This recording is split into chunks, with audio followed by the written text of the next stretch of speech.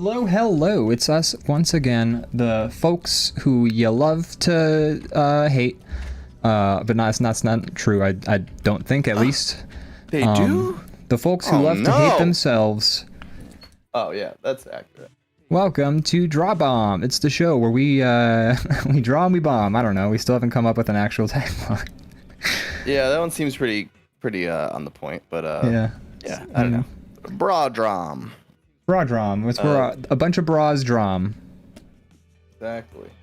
We draw shit. We hang out. We do peyote. Yeah, exactly. Yeah, we're on peyote every episode. Yeah. Just a bunch of moon bros hanging out, getting crypto ripped, and just fucking doing peyote on the fucking yacht owned by Jeff Bezos. The spiritual journey of this show.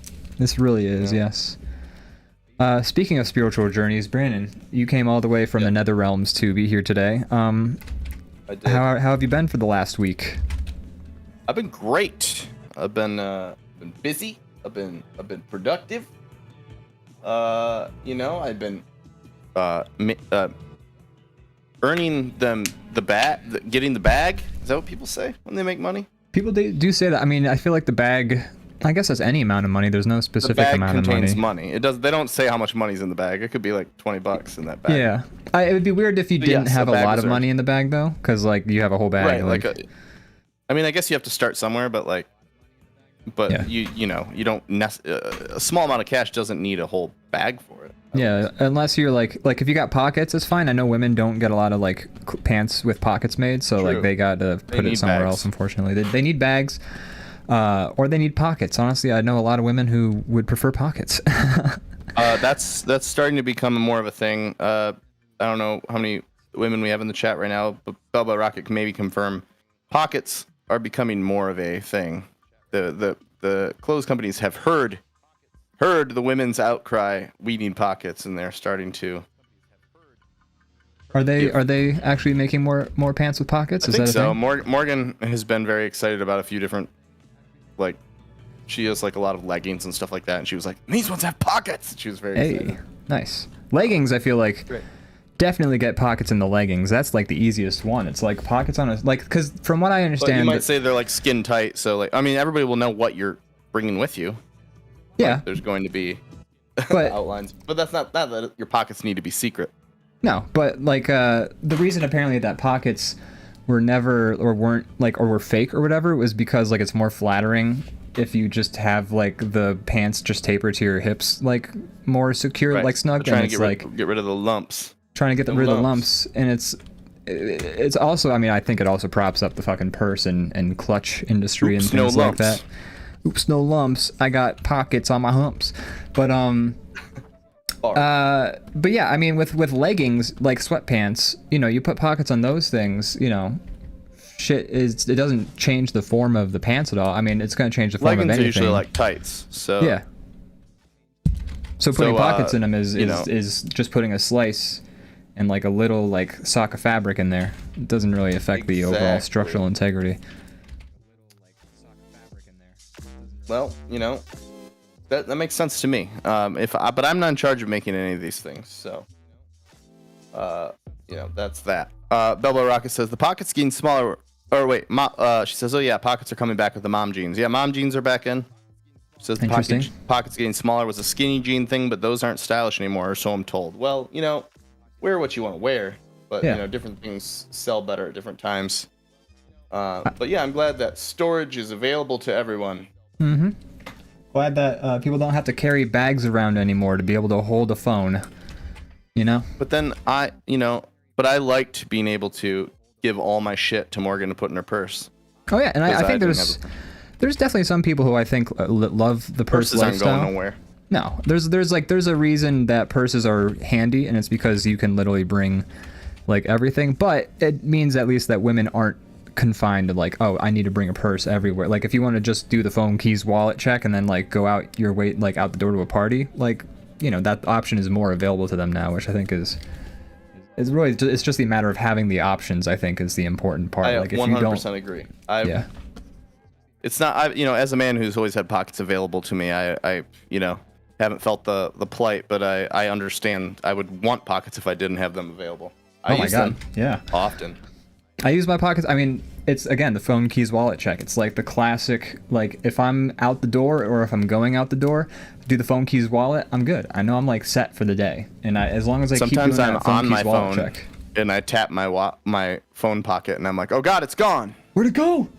Oh, fuck! I better call somebody. Leviathan Dunn says, B-Chaps, please don't throw out the box before checking under the GPU. I will not. Belbo Rocket says, now wide leg jeans are in. Parachutes, the 70s. Yeah, 70s stuff is very in right now. So 70s stuff is very in. I mean, fashion always goes in cycles. Like I think the movie Her did a great job where it's like it represents the future, but everyone's dressed kind of like throwback 50s style. That I felt was so realistic because fashion always just seems to kind of like pea coats were a thing for a while because it goes in circles. I mean, there's only so much I think you can do with a shirt before you start doing like crazy Hunger Games shit, like, oh, the nipples exposed for no reason. But that's got to happen too eventually, right? Like a tie is like a thing that, because we know it so well, it makes sense, but without knowing it, it's just a weird.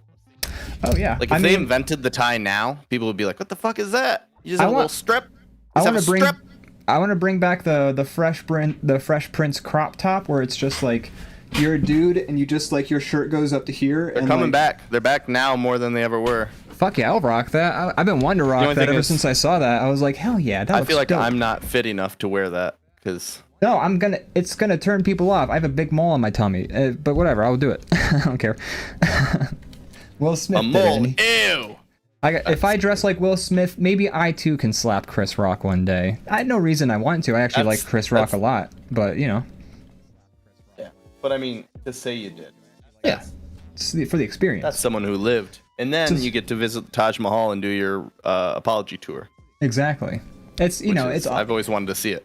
It's all about the life experiences. That's why I bought that giant Toblerone. It's why I do a bunch of things. You purchased the Toblerone yourself, huh? I did with my own money. We haven't talked about it on the show. I should probably just lug it over here real quick. I would love for you to do that. I haven't seen it in video. I've only seen photos. We should get like a stinger for this made and you with like a giant piece of Toblerone on a plate, and then I've also seen a photo of your brother using it as a makeshift penis. Like I've seen that too. Yes, that was on his Instagram. Like anyone would with any large phallic object. You know, it actually didn't like. Me of all people, I would think like that idea came. It did not come to my head to do that. Are you jealous that you didn't think of it first? No, it's okay. He can have this one.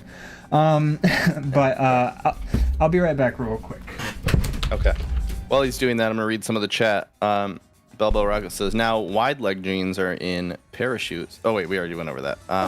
Never been what you call a snappy dresser. Yeah, me neither. Oh my god. He has it secured in tinfoil. You could kill a man with that.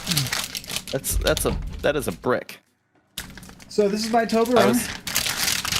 I was just saying you could probably assault somebody with that. It's heavy and it has an edge. It's not a sharp edge, but you could like pummel somebody to death. It's a blunt object, like a bat. If somebody broke into your room and had a gun, you could probably take them out with the Toblerone. The hard part is, as soon as I took this thing out of the cardboard sleeve, it broke in half because it's made of like segments, and the segments are obviously like they can't support each other, so it would fall to pieces unfortunately before I could get like a good swing on it. I would need to kind of drop it on somebody like a piano. But yeah, I'm gonna put this back now before it starts melting in my hands. Oh, it doesn't have a candy shell. Folks, it was $65 and I got it on Amazon. Look at this thing. And I'm lactose intolerant, but I'm gonna get through this by the end of the year. Oh, that thing's gonna kill you. Oh my god. All right, well there you go. There you go, folks. Head to Amazon. You probably haven't heard of it. It's a small mom-pop shop online where you can buy giant Toblerones amongst other things. Double Rocket says, "Oh yeah, people are desperate to live in any decade that is not the current one. Wonder why?" Yeah, that's a good point. I have no idea. I mean, it's so great to be alive right now. Oh yeah, it's super good. What a world we live in. Is great. So we should first of all have like a stinger. Like I should make a stinger in Da Vinci. It goes like Toblerone update. But yeah, we're gonna find out. I'm gonna ask you for progress along the way. I want to know how this Toblerone's coming along. I want to know when you finish it for sure. So this you have some right there. This is the first piece of Toblerone. It's It's been about 2 weeks since I received it. This is less than half. He's got loose Toblerone sitting out in open air. Yes, I do. It's so big, I'm not even worried that it's gonna get like moldy or anything like that. I don't even know. Yeah, sugar is pretty safe usually. It's a preservative. But yeah, this is the first chunk. It's less than half left, but it's taken me about 2 weeks to get to here. I haven't been able to look at it, but I'm gonna do things with the Toblerone that's not just eating it straight, because I think that's the only way I'm gonna survive this thing. Oh, so you're gonna do things with it, are you? So like, for instance, if I make popcorn, I'm gonna fuck the Toblerone.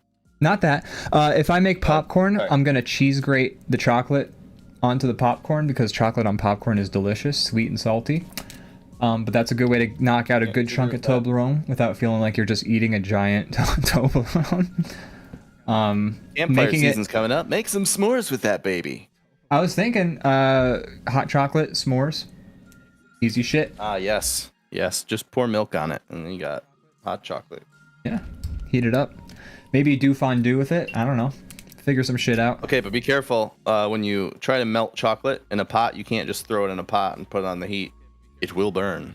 You have to put it like... You have to sometimes they put one pot within another pot, and the bottom pot has like boiling water in it or something. It's like a weird. Look at it. Interesting. Okay, yeah. I'm not an expert at it, but don't just throw it straight on the heat. You will burn the chocolate. Oh yeah, especially because melty like you think. Especially because this isn't cooking chocolate; it's a whole different thing. So like, I'm gonna do some. I was gonna do research on like how you can melt safely non-cooking chocolate and other things, but do that research. But yeah, it's I mean. Yeah, chocolate's a mess. And that's the thing I'm going to eat. So yeah, I'll keep you guys updated on the Toblerone as I'm dying to know how it goes. Yeah, it's me too. Have you purchased any giant pieces of chocolate lately, I've Brandon? had a giant No, not certainly not lately. Okay. Ever? Yeah, I've had. I think I bought like a giant like Hershey's Kiss or something once. I'm trying to remember. Yeah, no, not often. I mean, how often in life does one buy a abnormally large piece of chocolate made for a giant? You know, I couldn't say. My brother got the idea. Giant chocolate before. My brother got the idea from the TV show Neo Yokio, I'm pretty sure, because the main character in that show likes giant Toblerones, and he loves that show. And I know he's been on the hunt for a giant Toblerone for a while, so this is kind of like him making a dream come true, and I'm kind of like, yeah, why not? Might as well, so I can say I did it. There you go. I like it.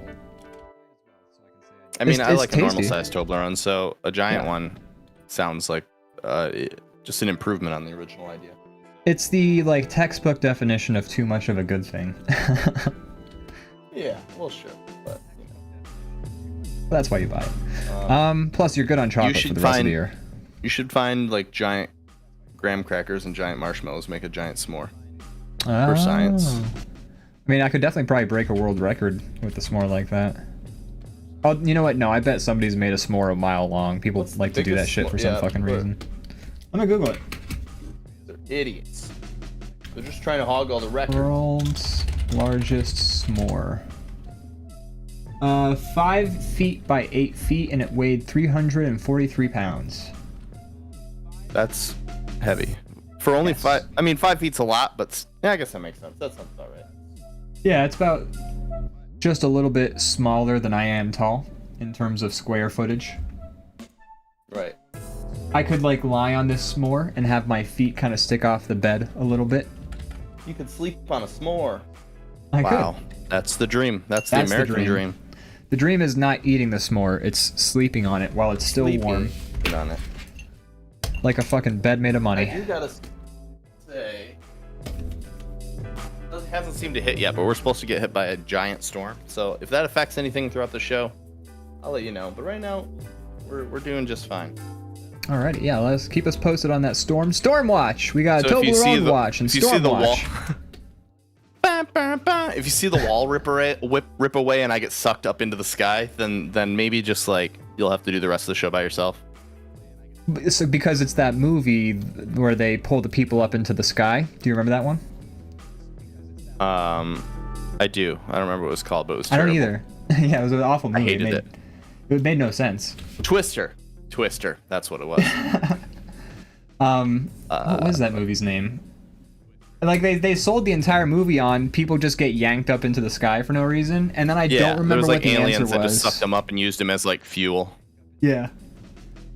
It was really. Is that weird really and the dumb. best fuel? Like, I don't know. what do people have so. that like a plant doesn't have? I Like, get if you're tired sucking it after up. like 5 hours. Like I'm not gonna be a good battery. Protein. I last less Well, they don't time have the than my people like iPhone. running on a treadmill. They're just like grinding them up into paste. So same the shit. movie. I'm not running on a tread. I'm sitting here working on art and I'm fucking exhausted after like 3 hours. So. But I'm I don't saying they know. turn you to mush. So like it doesn't matter how much stamina you have. You're turned to a smoothie, and that's the fuel. Your stamina is your energy. Like if you, like your But I think your it has something to do stamina, with how much strength you have. your stamina literally comes from like a chemical reaction. Your entire body is a chemical reaction. So your stamina and your ability to like So maintain if someone eats stamina a strong guy, is based someone entirely. cannibalizes a strong guy, and somebody cannibalizes me, they're gonna have more energy from eating the strong guy. No, they're gonna have more energy from whoever can like eat more carbohydrates and whoever is able to run for longer. Because the person who is like lifting weights, they're doing weight training, but they're not doing like energy training. They're not doing like stamina. Yeah, you're right. That was a bad example. I get it. All right. Think, Brandon, before the aliens yank you out of your house into space. I'm gonna make myself very weak in the meantime, so that I'm worth nothing to them, and I'm already working on that. I've been practicing that for a while now. Good, Izzy good. or Bubble Rocket says that s'more is as tall as an Izzy and as heavy as 2.5 Izzy's. It's That's a unit of measurement It is. that I can all understand. As big as 3 Idahos. Whoa. I saw some sort of like news article that was like this storm was as big as 3 Idahos, and then like one of the top comments was, man, Americans will measure by anything but the metric system. It's about the principle, you know. We're not going down without a fight. Fuck that shit, y'all. Imperial for life. We like kings. What, I'm supposed to throw away my tape measure? Jesus. I'm supposed to use a system of measurement that is consistent and widely accepted throughout the world and easily considered the most efficient? Fuck outta here, Very, please. very intuitive and makes perfect sense. No way. I'm sorry. I'm 6'1", not 153 centimeters. Thank you very much, okay? I'm 185 pounds, not 2.3 stone, okay? Jesus. Get your fucking head out right. Don't they know that stones come in all different weights? What a stupid measurement. A bunch of idiots. What a bunch of frickin' dumbasses. Metric. This episode More like brought to you by White Claw. metric, more like Cedric the Entertainer, cause this shit's fucking funny. Oh, you one of those Kings of Comedy fans? That's right. I'm a king of comedy. Who are the kings of comedy? Steve Harvey, Cedric the Entertainer, Larry the Cable. No, that was the wrong. That's a different version of Kings different of Comedy. Bernie Mac, I think, was one of them. Yes, you're right. Ah, rest in peace. D.L. Hughley, was he one of them? I believe he was. Yes. D.L. Hughley's really funny too, and he's still. Yeah, He's still. yeah, and Bernie Mac was pretty funny. Oh too. God. I'm not a big fan of the others. Well, No. Cedric the I like Entertainer. Cedric. I Here's just the don't thing. like Steve Harvey. Is what I'm trying to say. I just hate that guy. I don't like Steve Harvey now. I loved him when he was in the Steve Harvey Show. Is Principal that the Hightower. one where people guess the top 10 answers? Is that the Steve Harvey show? That is. You're correct. You've nailed it. Show me potato salad. Show me Romeo the student. That was a Steve Harvey Show. Okay. Have you ever seen the Steve Harvey Show? Like legitimately? No, like, I real have not. question? Oh my God. It used to be on TV like every morning before I'd go to like high school, I think. So I'd watch it and it was great. It was very funny. Okay. I mean, I was in high school, so who knows? I mean, shit. But I enjoyed I it. mean, you thought it was funny, then that's worth something. Yep. Steve Harvey thanks you. I thought now the Steve Harvey show is him with a talk show where he talks to He is, an audience yeah, of fully women. I'm not I think sure. I think that's just called why like he's Harvey, or I don't know. Harvey. But he's Harvin definitely around. like harving around with Steve Harves. But yeah, he's definitely taken a turn to being a shitty dude now, who just hosts terrible shows and says terrible opinions. There's a lot on of the comedians shows. that are very like set on. In recent times, set on telling instead of telling you jokes, they're just being like, "Hey, here's what I think." Yeah. There's no punchline, and you're like, Yeah. "Oh, I mean, don't care." it's not new. I mean, Bill Hicks was doing that back in the day too, but you know. Yeah, I suppose you're right. He would usually bring a comedic slant to it, but there is a market, I think, for comedians not being particularly funny and just like saying shit. So you're What do right. you think I about did. comedians when they're in cars and when they get coffee. Oh yeah. Have you ever watched? I have not ever seen an episode. I actually have. I actually like it. It's kind of like a podcast, basically. It's just like Yeah. I feel interviews, learn about the comedians, and a lot of them are comedians I like. So yeah, I get it. Makes sense. It's actually pretty good. I'm not gonna shit on it. I've never watched it. It makes sense that it would be basically a podcast though. So speaking of things to watch, have you perused any television offerings lately? I have today. We finished the 3rd season of Barry. Which Nice. I still recommend to everyone. It's a great show. It's really impressive to see what Bill Hader does, because you expect him to be super goofy, and the show is like really funny, but it's like also like when it's intense, it's super intense, like more than some actual dramas that are just fully dramas. Yeah. So that's pretty impressive to see them do that. But yeah, I don't know where they're gonna go from here. This season kind of was ended on like a almost could feel like the end of the show type thing. So who knows? Maybe it is, but I don't think it is. Interesting. I hear season 3 of Ted Lasso is expected to be the last of that show, and that's going to be interesting because Ted Lasso has had a very specific arc going. So I know what they probably have planned for season 3, but it's going to be, if it truly is the last season of that show, it's going to be interesting to see, you know, how it all shakes, because like there's no mystery, I think, on where the direction of Ted Lasso is going to go, which I think is not a problem for a show, but you know what they do with it is going to be very fascinating to watch. Huh. I still have to watch that, but I will. Highly recommend.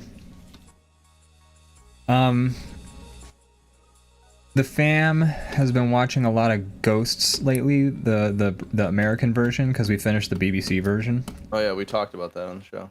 We did, but I can give a more thorough analysis of both shows and the comparisons. I think I already told enough, though. I think I pretty much covered it the last time. We talked about it a lot, but we did, if you have anything to add.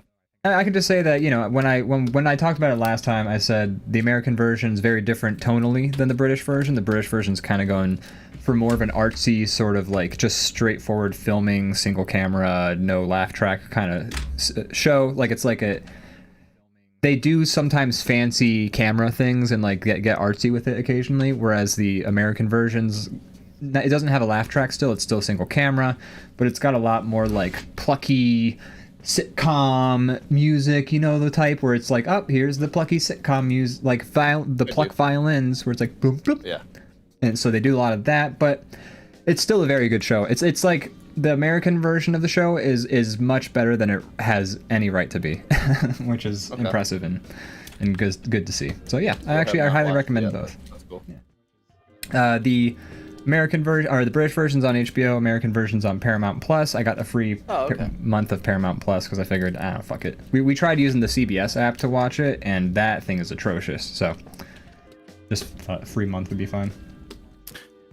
Belba Rocket says, I thought it was a little cheesy. So there you go. We got a critic in the audience. Oh no, that's fine. I mean, I did too at first, like especially the first episode. I was like, this is, oh boy.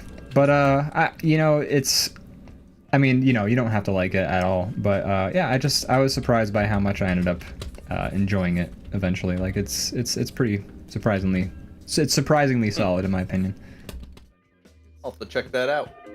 I recommend. And if you don't like it, again, it's like it's not.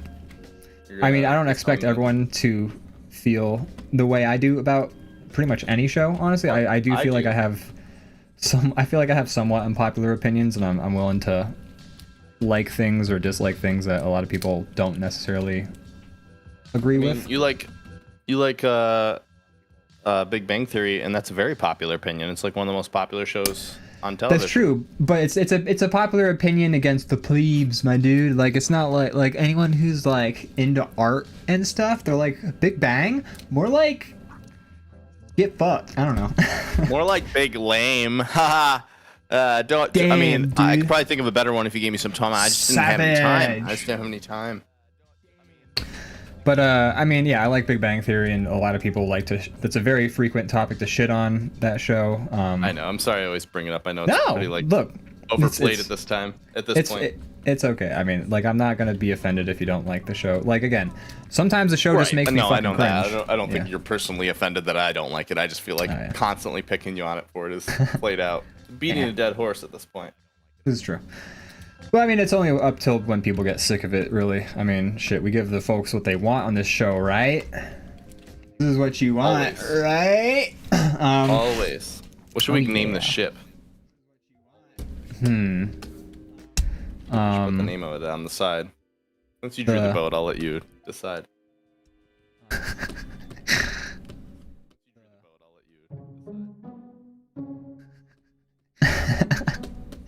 This is just me trolling you. The SS Leonard Hofstadter. There you go. That's the main character from Big Bang Theory. That's perfect. No, I'm not gonna do don't that. have to erase it. Oh, okay. I was okay with that. All right. No. I wrote Sheldon on it now. No, The SS Bazinga. I wrote Sheldon on it now. No, I don't think I asked you. How's your week been?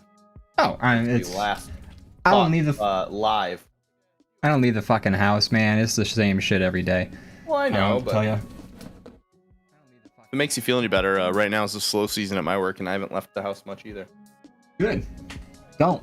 It's not worth it. Well, no one should leave the house anymore. Don't leave. Stay home forever. To accomplish certain things. When people leave the house, they don't answer me on Discord. That's true. I mean, well, now I have Discord on my phone, so I'm answering people on Discord all day long.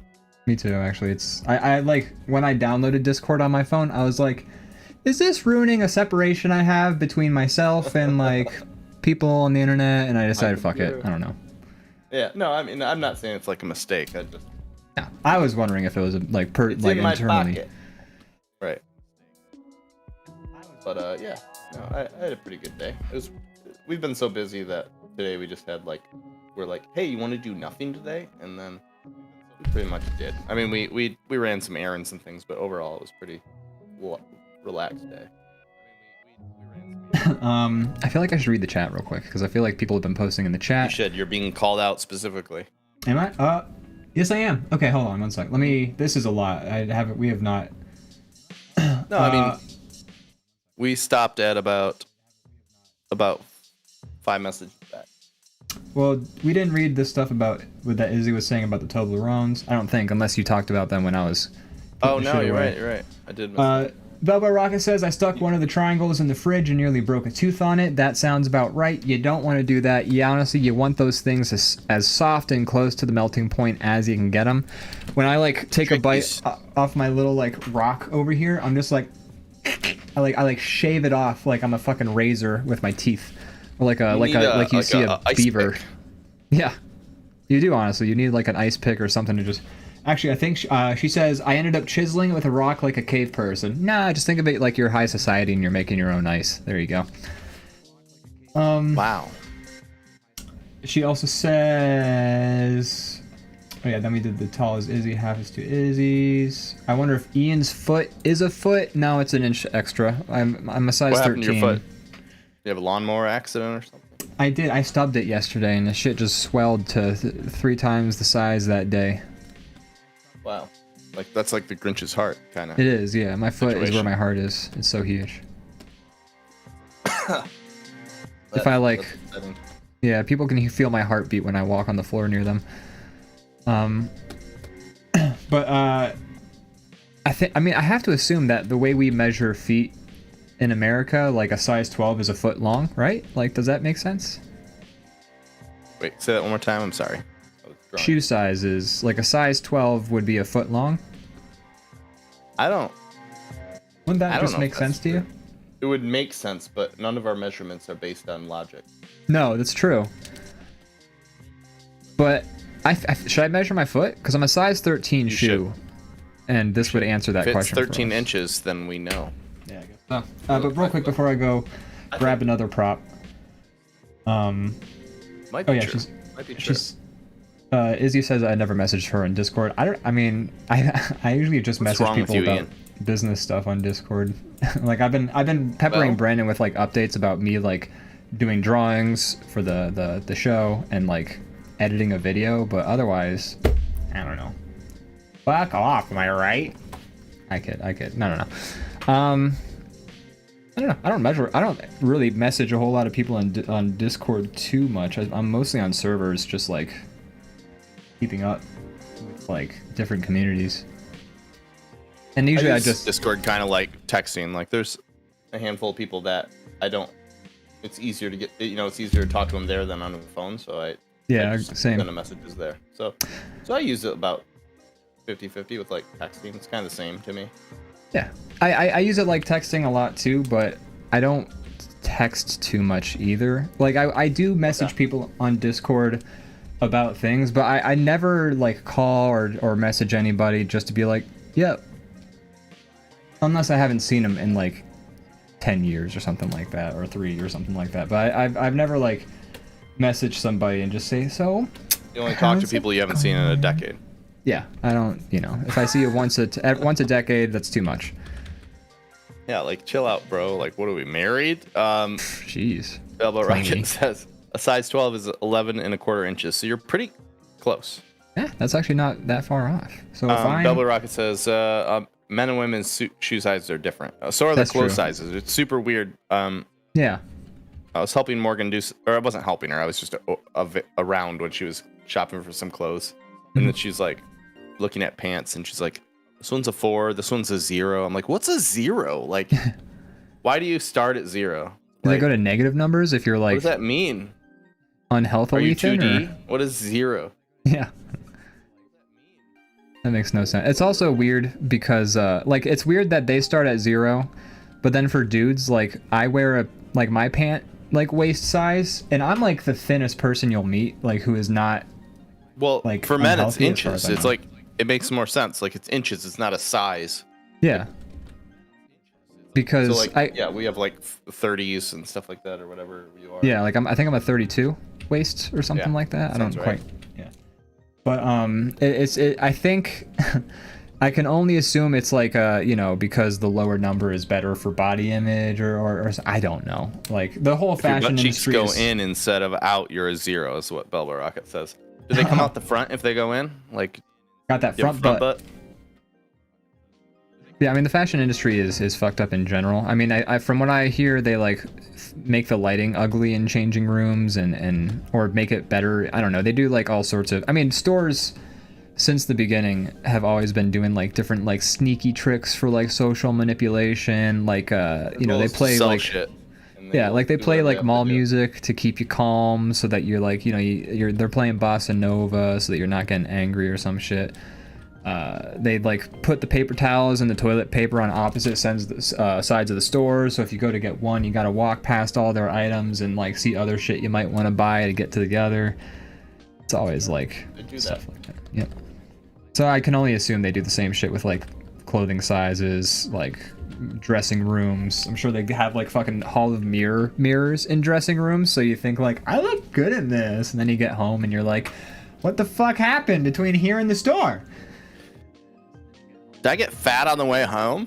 What the hell? I mean, sure, I had a full Arby's meal and a milkshake and blah blah blah, but the fuck? Yeah. So I can only assume. Probably true. I just realized I've been wearing my headphones backward. I was like, this whole time I've been fidgeting with my headphones and thinking that they feel weird and backwards, and then I just checked and they've been backwards this whole time. It turns out they did, and they were. Whoa! Your voice just came in my other ear. I'm kidding. Wow. You're in mono. Now I am. That's a new. That's true. Yeah, we had an issue with that for a little bit. We just confirm actually. Well, I didn't until somebody told me. I had no idea.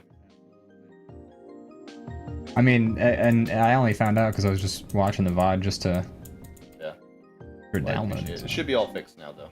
Yeah, you're all good. I've checked. You are squeak clean. You did one of these. That's right. Huh?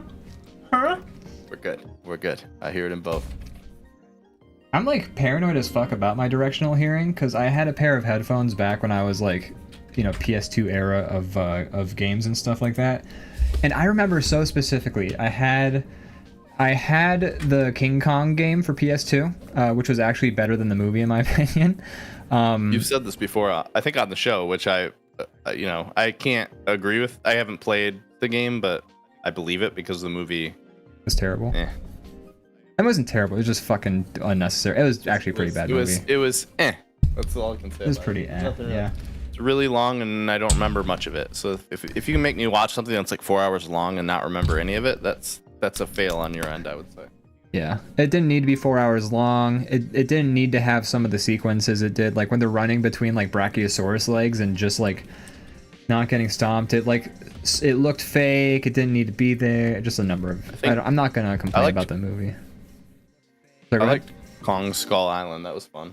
I hear that's good. I haven't seen that yet, but I hear that's like the best like, King Kong movie in recent years. Loose and comic booky and just like it's good. It's my favorite of all the modern King Kong Godzilla type shit they've done. Yeah, I hear that's like the general consensus too. Like people are like that movie is another thing that was better than it had any right to be. Yeah, I don't think anybody was expecting it to be good. Double Rocket says, "Haha, Brandon, you're so mono." Shut up. Yeah, Brandon, you're really monotone. I can't believe how monotone you are. Oh yeah, so let me explain my thoughts on the King Kong game. Uh-oh. I'm just kidding. That was cute. Wait. Whoop. There you are. You're back. Was you messing with us? Yeah, that was supposed to be a joke, but I saw from your face that it was just confusion, and then Did lightning happen, and I was supposed to hear it? What? Did lightning happen, and I was supposed to, or were you like pretending you were leaving the conversation? No, that was me being mad. Oh, okay. I see. Like got called mono, which is, gosh, what an insult. Well, you gotta, if you're gonna make a fake exit, you gotta be more dramatic about it. You gotta slam the door on your way out. I'll try to up the value, the acting next time. Yeah. Oh yeah. So just real quick to finish my dumb, cool story, bro, about headphones. So yeah, the fucking King Kong video game, PS2. And I could swear, like, I would play it at night when I was supposed to be asleep because that was the best time to play games because I was not supposed to be doing homework then, and I can be... If mom busts in the door and sees you playing King Kong, you're in big trouble. And it would happen sometimes. I would get in trouble for playing games at night. Mom, get out! I'm playing King Kong! Time go to bed! You have school tomorrow! That's probably where my fucking sleep issues... She's in the other room doing something and all of a sudden hears Jack Black yelling something from the PlayStation. And she's like, what the hell? What was that? He was in it. Yeah. Okay. But so I would be playing the King Kong game and I'd be wearing my headphones, and which completely undoes the joke you just did. But I would be playing with my headphones on, and I would swear that like, because it's like the type of game where like the HUD is like, it was one of the first games to do a minimal HUD, so there was no health bar. If you ran out of health, your screen would go gray, and you'd have to like recoup your shit. If you like, when your guy would shoot the gun, he would count out the amount of bullets he had left. So if you pressed like the O button, there was no HUD. He would just go, I got 3 bullets left. Which is funny because at some point in the game, the one character says, hey, could you quit counting your fucking ammo out loud? Which I enjoyed. They were self-aware. They were very self-aware, but they were still doing, like, they were still innovating. Like, it was impressed. Like, no game had actually done that shit much, at least, before this game had. Because, like, until then, it was all, like, you know, the most cumbersome HUD that tells the most information is the best one, and then this one was like, hey. But anyways, I'd be playing the game, I'd be hearing the sound. It's a very sound effects heavy game because of the lack of HUD, so you kind of have to, like, use your senses. That was, like, the point.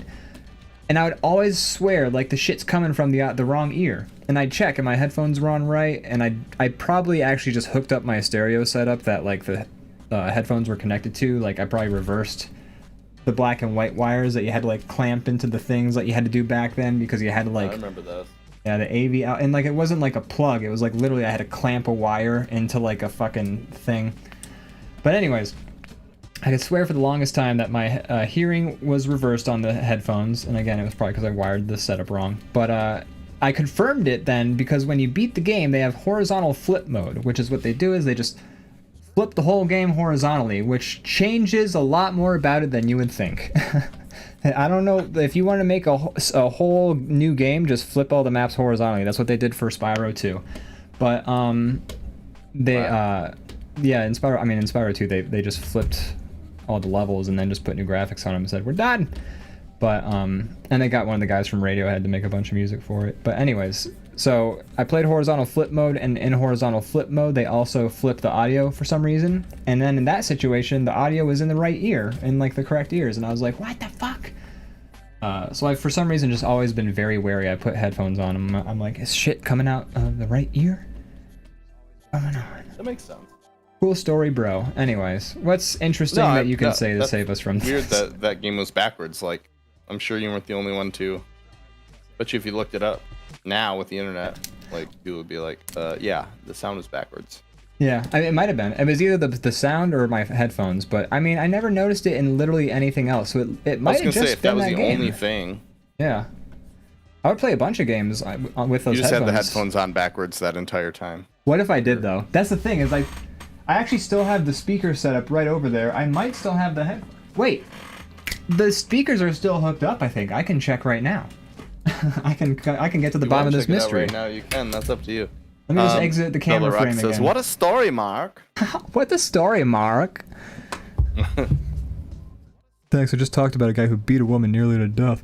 I'm gonna be right back. I'm gonna go check this connection on these speakers real quick. You're checking the headphones? Okay. Yeah, I'm gonna. All right, let's get to the bottom of this thing. I'll keep coloring these guys in the meantime. Also, in the meantime, thanks everybody who's been watching so far. We got Leviathan Den. We got Bell Rocket. We appreciate you. We're, you know, doing a normal thing.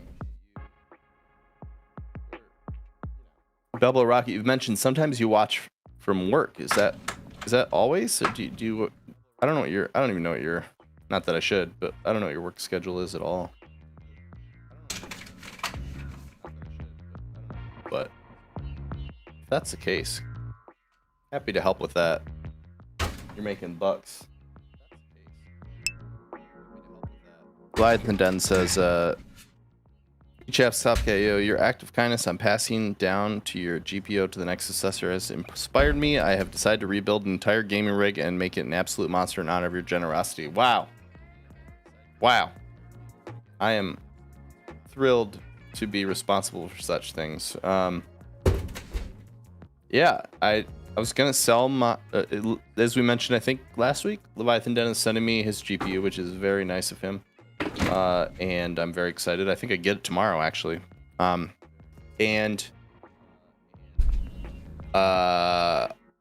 was going to sell my GPU, but then I figured I'll just send it off to Ian because he could use it.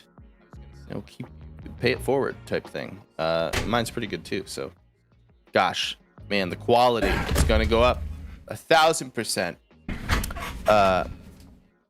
So I was talking about. Sorry, go ahead. No, I want to hear the verdict on this whole thing. There is no verdict. Like the stuff that the plugs going into the speaker setup are still there, but the plugs that they then went to are not. And really, you know, where they end up outputting to is kind of the most important part. But the TV that it used to be plugged into, and the headphones I used to have plugged into that speaker setup. So no one will ever know. Yeah, we'll never know, unless I Google was the audio in the PS2. Mysteries. But what were you saying? Check that first. Leviathan Den was mentioning that he says, based on me passing down my GPU to you and him passing his to me, he's just decided to rebuild an entire gaming rig and make it an absolute monster in honor of our generosity. Wow. So that computer, it will be a monument to us. We have a monument? Hello? Do you hear me? Yes. Hello? Sorry, my headphones went out for a second. Oh, I said it's always good to have a monument. You know, I felt like Ben. He should get a custom case that looks like us. Like a statue of Maybe us, like a golden statue. shaking hands or something. Yes. There's my pen. Think about that.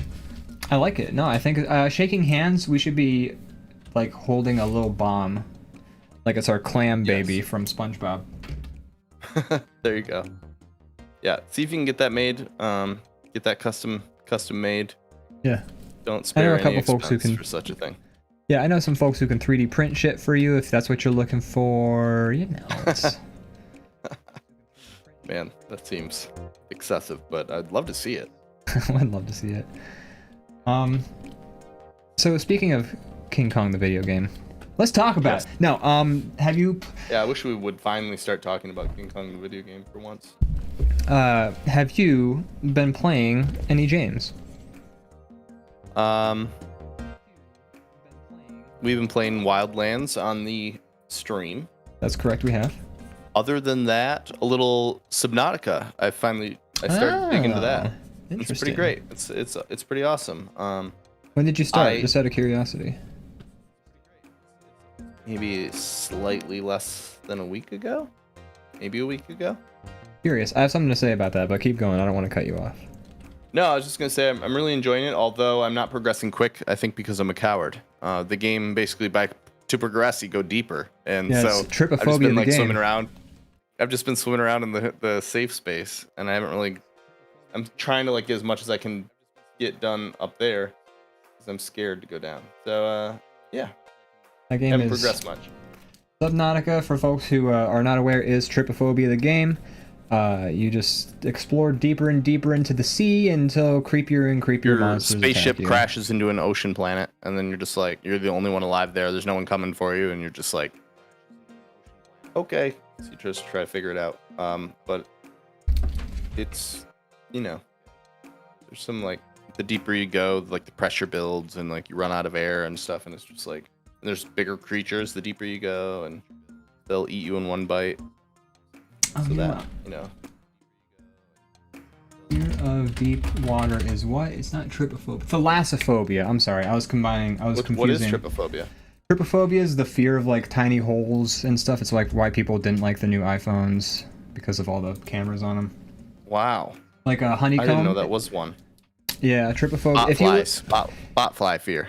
Oh yeah. If you look at the pictures that they include on trypophobia, like if you Google trypophobia and you see the pictures that they include, you will get trypophobia yourself. It is not pleasant. Oh well, I better not look at that. But thalassophobia is the fear I thought I was saying. Thalassophobia is the fear of deep water. So thalassophobia, Subnautica is thalassophobia, the game, and there's a little bit of trypophobia in there too. Let's not kid us up. There's deep holes, also known as the ocean. Deep hole. Well, it's not so much the deepness of the hole. Well, I guess that's the thalassophobia. But for trypophobia, it's the clustering of the holes. There's too many holes near each other. Too many holes. Bell Rocket says, "Oh wow, that sounds great." It's not a roguelike game. I believe it's just an open planet world that you eventually explore deeper. It's like a open world like crafting, like you start with nothing and you have to find resources and craft, like Minecraft, but like a lot more. It's a pre-generated nicer world. Graphics and nicer like everything.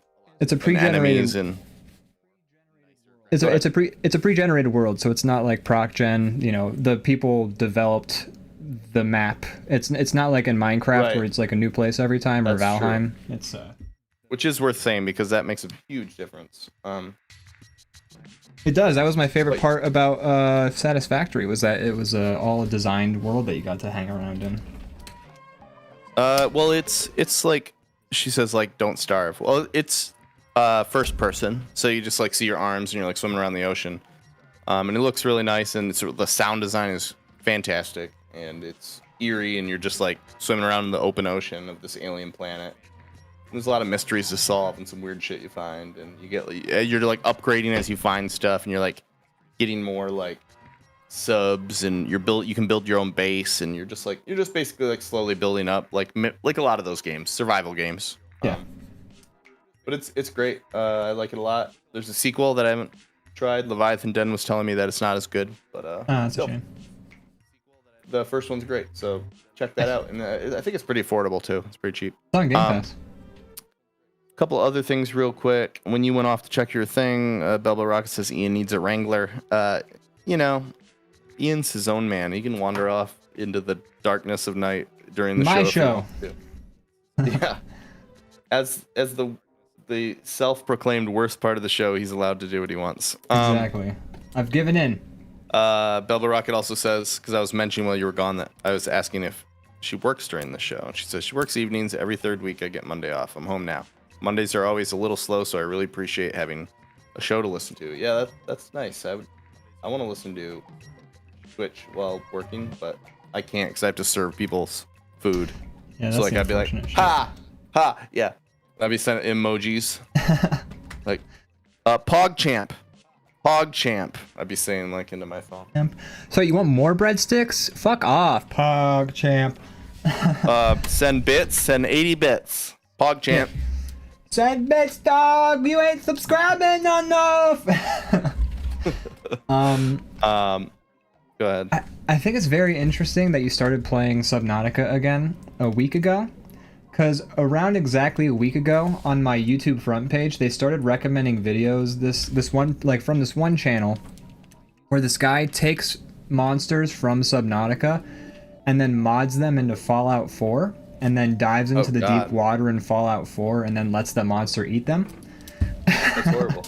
Yeah, it's not fun, but I like watching it because I'm like, oh, this is triggering my thalassophobia, but it's not real because I don't want to spoil those monsters for me yet, so I'm not going to watch that. Because every once in a while I see something in Subnautica that I'm like, what the fuck? Like, yeah. I didn't know that existed in this game. Yeah, I've only seen 2, so I don't plan on spoiling anymore. Because I do want to play Subnautica because it's on Game Pass. So yeah, you should. But, yeah. I really I've seen 2. Enjoy it. Leviathan Den says, as I said before about Subnautica, it is one of my top 5 favorite indies. And the sound design and the music of the game is absolutely fantastic. I agree. It's great. It's great. Yeah. I've been playing, so that's fun. I mean, what would you rate that game out of a rating score of 5 to 37? No, I'm not gonna do that. But what I will say is, there's a million survival games out there. I would say it's near the top as far as survival games go. There's so many of those, and a lot of them are like. Go ahead. Well, is it more focused on the exploration than it is about the crafting and survival? Because that's like the shit I want. I hate the crafting. I'm gonna be honest. I fucking hate crafting in games now. It's been ruined for me. I like crafting, but I will say that I don't know. It feels, probably more exploration, but like crafting is a big part of it. You're like building a base. You're building new ships. So you, like eventually you start off just swimming around with like flippers, and later you have like a sub that you're like driving around. So it's both things are important. But exploration's big. You have to, if you don't venture out, you're not going to find. It's not the same shit spread evenly throughout the world. You have to explore to find things that will help you progress. Yeah, I mean, since the map is actually designed by people, I'm assuming that it's got a sense of progression to it because it's structured and it's not like randomized by a robot. Right. So that's something at least. I mean, that's better than just saying like, you're crafting and you might find some bees, you might find some wood, who knows? You just gotta kind of roll with it. Like at least with this game, it's like, okay, well there's like a specific. The progression has been designed. There's a pacing like where to things are. Yeah. It's not just like, what seed you get? Are you close enough to the shit? Oh, sorry, the world you spawned in just didn't happen to have any iron in it, so you're fucked. Yeah. Or you have to travel 20 minutes away. Yeah. That's fair. But no, I like both, but I would say that it's kind of 50-50 maybe. All right. I mean, I'm fucking like, here's the thing.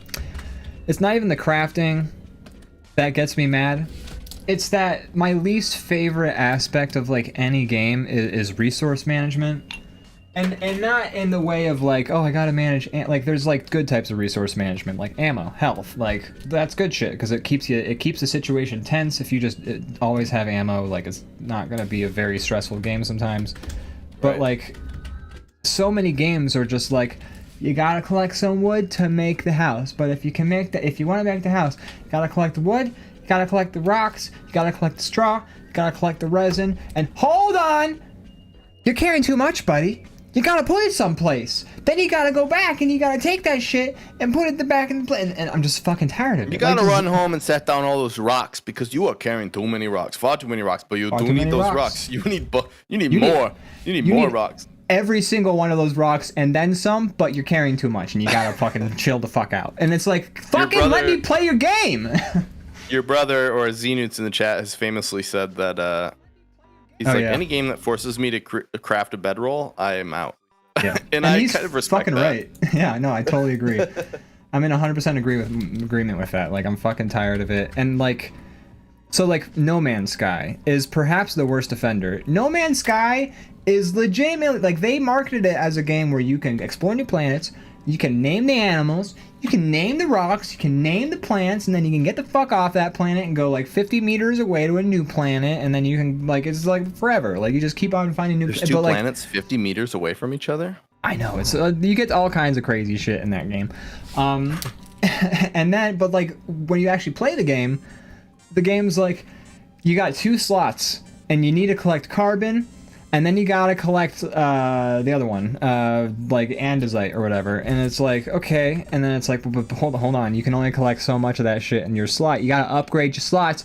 And like the entire, like, I have Scan the planet to find out where you can find more carbon. Oops, it's on the other side of the planet. We made this planet planet-sized. Yeah. Get in your ship. Fly over to that shit. Better fly for 15 minutes, because that's only gonna take you a third of the way across this continent. You said you wanted realism. I'm sorry. You said it. We have you on record for saying it. Welcome to No Man's. I played No Man's Sky for, I want to say, 30 hours. I played a lot of that game. I don't think I don't think, and I played a lot of it by myself. It was kind of like my veg game for a little bit. But I, at no point, I think, was I ever not just constantly managing my backpack and my resources. And that is like... That's fair. That ruins the game. The game is bad because of it, and I'm tired of it. I've kind of enjoyed. I've only had a chance to play it like one time this way, and I should play more. But I've enjoyed it in VR because it feels very like physical. Like you're actually like hiking around this planet, and the scale feels like an actual thing when you land on a planet. You know, and you hop in your little ship and grab the steering wheel, and you actually do it, and that kind of stuff made it a little better. But it still would get boring soon. Yeah, very quickly it would get boring. And it does, because I stopped playing it, even though there was like plenty more to do in the game, and I was like, oh, I could get a big ship, I could do the thing. But then I was like, oh, if I want to get the big ship, I gotta collect 50 PDAs, but also the PDAs take up space in my inventory. I got the big ship, and then it was kind of boring to have.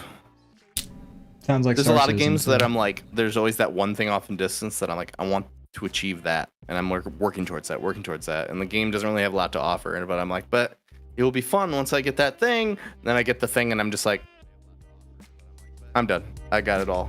There's nothing to do anymore. Yeah, I've peaked. It wasn't fun then. It's not really fun now that I did that one thing that was keeping me going. Yeah, No Man's Sky to me is a little boring. That's speaking of which, I'm a little nervous about Starfield. Did you see the presentation? I've not watched a second of it. No, I haven't. Okay. You know, I just I'm probably gonna play it. I'll just be surprised by it. Well, yeah, okay, not to spoil anything. No, you can talk about it. You can talk about it. It's not like the same as me. Can I save this drawing? Are we done with this? Yeah, I'm good. Okay. The only reason I'm nervous, otherwise it looks pretty good. I mean, it's still, you know, what is it? Bethesda, right? No. Yeah. Bethesda? Yeah. Yeah. Everything they make looks like it's like 5 years behind, like graphically and enginely, and that hasn't really changed too much. It still looks pretty and everything, but it just like feels like a Bethesda game. Is it still on the same engine as Skyrim? I think they said they've updated the engine, but you look at it and you're like, okay. We updated our 10-year-old engine. It looks better. It looks better, but it still looks behind, if that makes sense. Yeah, that's fair. Maybe, I mean, so anyways, if it's like like, I'm okay with the graphics not being as good if the content is there. So that remains to be seen. For sure. I don't even care about graphics if the game's good. Like, to be honest, but I'm just, you know, I'm assuming it's going to play like all their other games do, you know, like the same. Well, I'm saying the same like structure. Yeah, know? But also you wander around open world, you find some stuff, you talk to people, and like do your little like chat threads where you pick option A, B, or C. There's a bunch of rats in my house. Can you go whack them? You see a guy just like walking into the wall, and you go and talk to him, and then all of a sudden the camera just like zooms in, and he's like, "Hello, I need to get rid of all the rats." And then you're like, "Yes, I will get rid of the rats." And he's like, "Thank you." That's actually very impressive how you managed to completely make your mouth move. I can tell you, like, you're kind of like gumming it, but like it was still good. Like you were almost. I'm not a puppeteer. I better than I could do it. And that's the games. But anyways, they preach during the thing. They're like, over 1,000 planets that you can land on any spot, and I'm like, so procedural generated is what you're saying? Please, no, just give me 2 planets that are good. I don't need 1,000 planets. Two good planets. Give me one planet-sized planet that's good. Yeah. No complaints for me. I don't need 1,000 that bland planets with nothing on them. I mean, until proc gen, like I don't know, with DALL-E and fucking Mid-Journey, maybe procedural generation is gonna pop off in the next 5 years and make actually interesting shit. I don't know. It was fun in the beginning because it was a novelty. It was like, oh wow, it's a new thing every time. But then you start to see like the patterns and the repetition, and every game has not they're really. New, but they're boring. Yeah, it's new, but it's boring. It's life. It's soulless. Doesn't like. Sometimes it makes cool shit. Don't get me wrong. Procedural generation is a lot of fun for a lot of things, but like if you're making like I don't know, and like Valheim's great too, and Valheim's procedurally generated and it's a craft up game. I have the same complaints about Valheim. I don't know. You have to have procedural generation can work, but doesn't always work. A lot of times it doesn't. I don't know what the answer is, to be honest. I don't know. Maybe procedural generation with maybe like either more variables so that like it ends up still being interesting even though it's like unique. Yeah. I'm thinking like it's probably got to be like how, you know, when you take practical effects and then you put CG on that, it's going to look better than like a full CG effect. I imagine it's got to be like a same situation where if you were to take procedural generation and somehow mesh it with like human hand touch, like maybe parts of the planet have, maybe the planets have like, or you know what they could do, honestly? What they could do is they could procedurally generate the planets, save the seeds to the planets, and then go in and then individually manipulate, add landmarks, things like that. So they have like a base they can work with, and then they can like fuck with it. Like, or maybe some more like if this then this type thing. So like when you come into a certain contact with thing, there's something there that's unique. Or if you're, like I said, have more variables. So like maybe there's some things that you go to 100 planets and you finally see something for the first time on the 100th planet. Like have some low, like high rarity. You don't make it so like in the first 5 planets you see everything there is to offer in different arrangements. Have like things that are like super rare that maybe some people play 100 hours and never see it. Like keep the game interesting even though it's procedural. Yeah. So, you know, it's an interesting, I don't know what the right answer is. I don't know anything about coding or procedural generation aside from like seeds and math. I don't know how it's done, but I just know as a gamer, it's just not the most interesting thing, and it ends up like, you know, I get sick of it way faster than I would a game that's actually purposely designed. Yeah, I think. For me, I think what it is a lot of games have come to say procedural generations is a really great tool, and then they just lean the fuck on it, you know? And I think what the answer is that you use the procedural generation where it makes sense, but then you still have to like, you still got to make a game in there. And like, I'm not saying they're not, but like, you know, a level that's designed to have like pacing, progression, just again, like with DALL-E and Mid-Journey, that shit's like fucking wild, and who knows what that means for procedural generation in video game. Like that technology could open up a lot of avenues for all I know. That's true.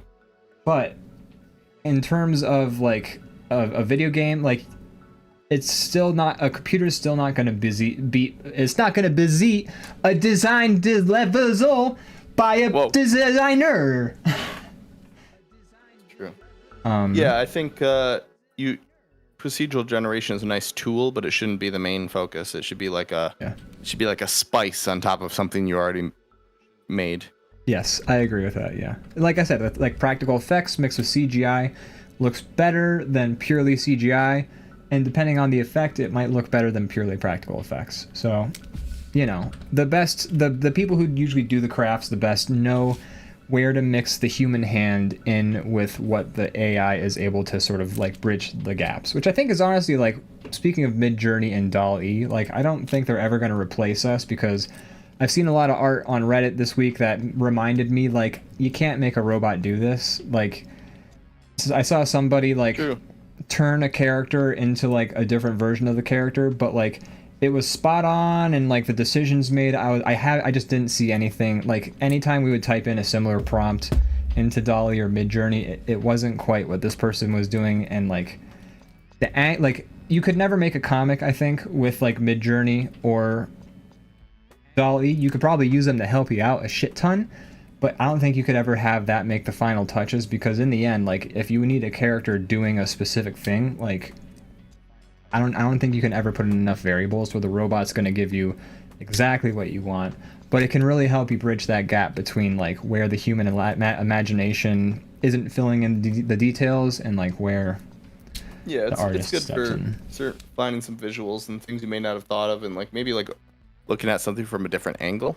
Yeah. Like, oh shit! Like, I've been trying to work on this specific concept, but I never thought about it this way. Exactly. It's because it's very good at, like, taking a concept and then giving you, like, a really abstract but technically correct version of, like, this prompt, and sometimes you're just like, you know, that's smart. Like, I put, like, something like, I put the voice in my head, and, like, what it did was it gave me, like, a bunch of people, and some of them, their fucking cranium was made of a microphone, and I was like, oh, very interesting. Clever. Look at that. So, you know, there's definitely it's kind of scary technology, but at the same time, I think I don't think it's gonna, like, destroy the art world.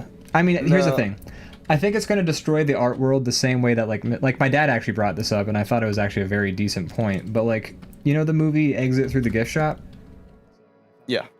So, like, you know how, like, in that documentary, like, Banksy essentially creates Mr. Brainwash, and then Mr. Brainwash goes on to become a very successful artist who, like, is, like, outselling a lot of other people, like Shepard Fairey and things like that by the end of the movie. And it's kind of like, he's kind of like, Mr. Brainwash's art is a lot like DALL-E and Midjourney, in that he saw Banksy and he saw Shepard Fairey, and he just started throwing shit together and paying people to make art, because he was just paying people to, like, put stencils together, and then he would sell it.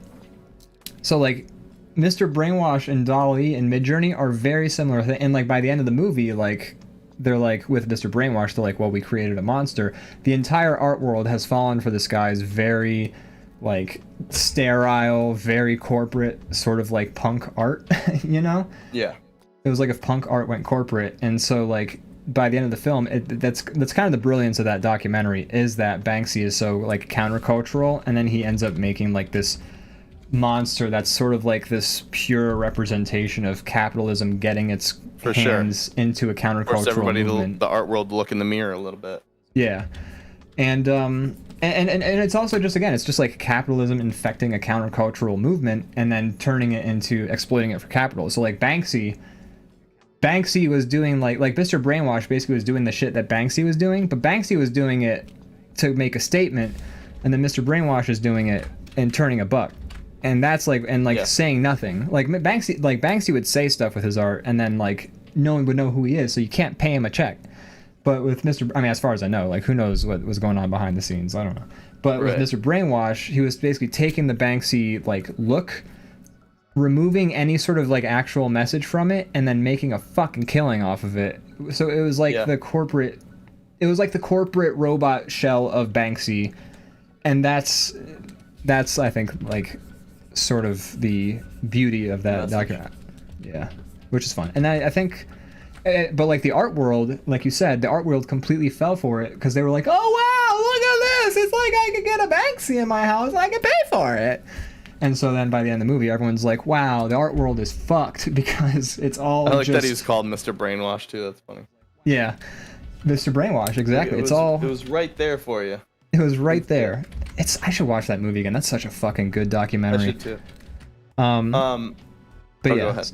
Oh, I'm just gonna say that's kind of like Mr. Brainwash and his like sort of like not quite being Banksy, like having the soulless shell of a Banksy. It's like what Dali and like those robots made some great art, honestly. Like some like the prompts that Kyle was typing into it were very moving, honestly. Yeah. Sometimes.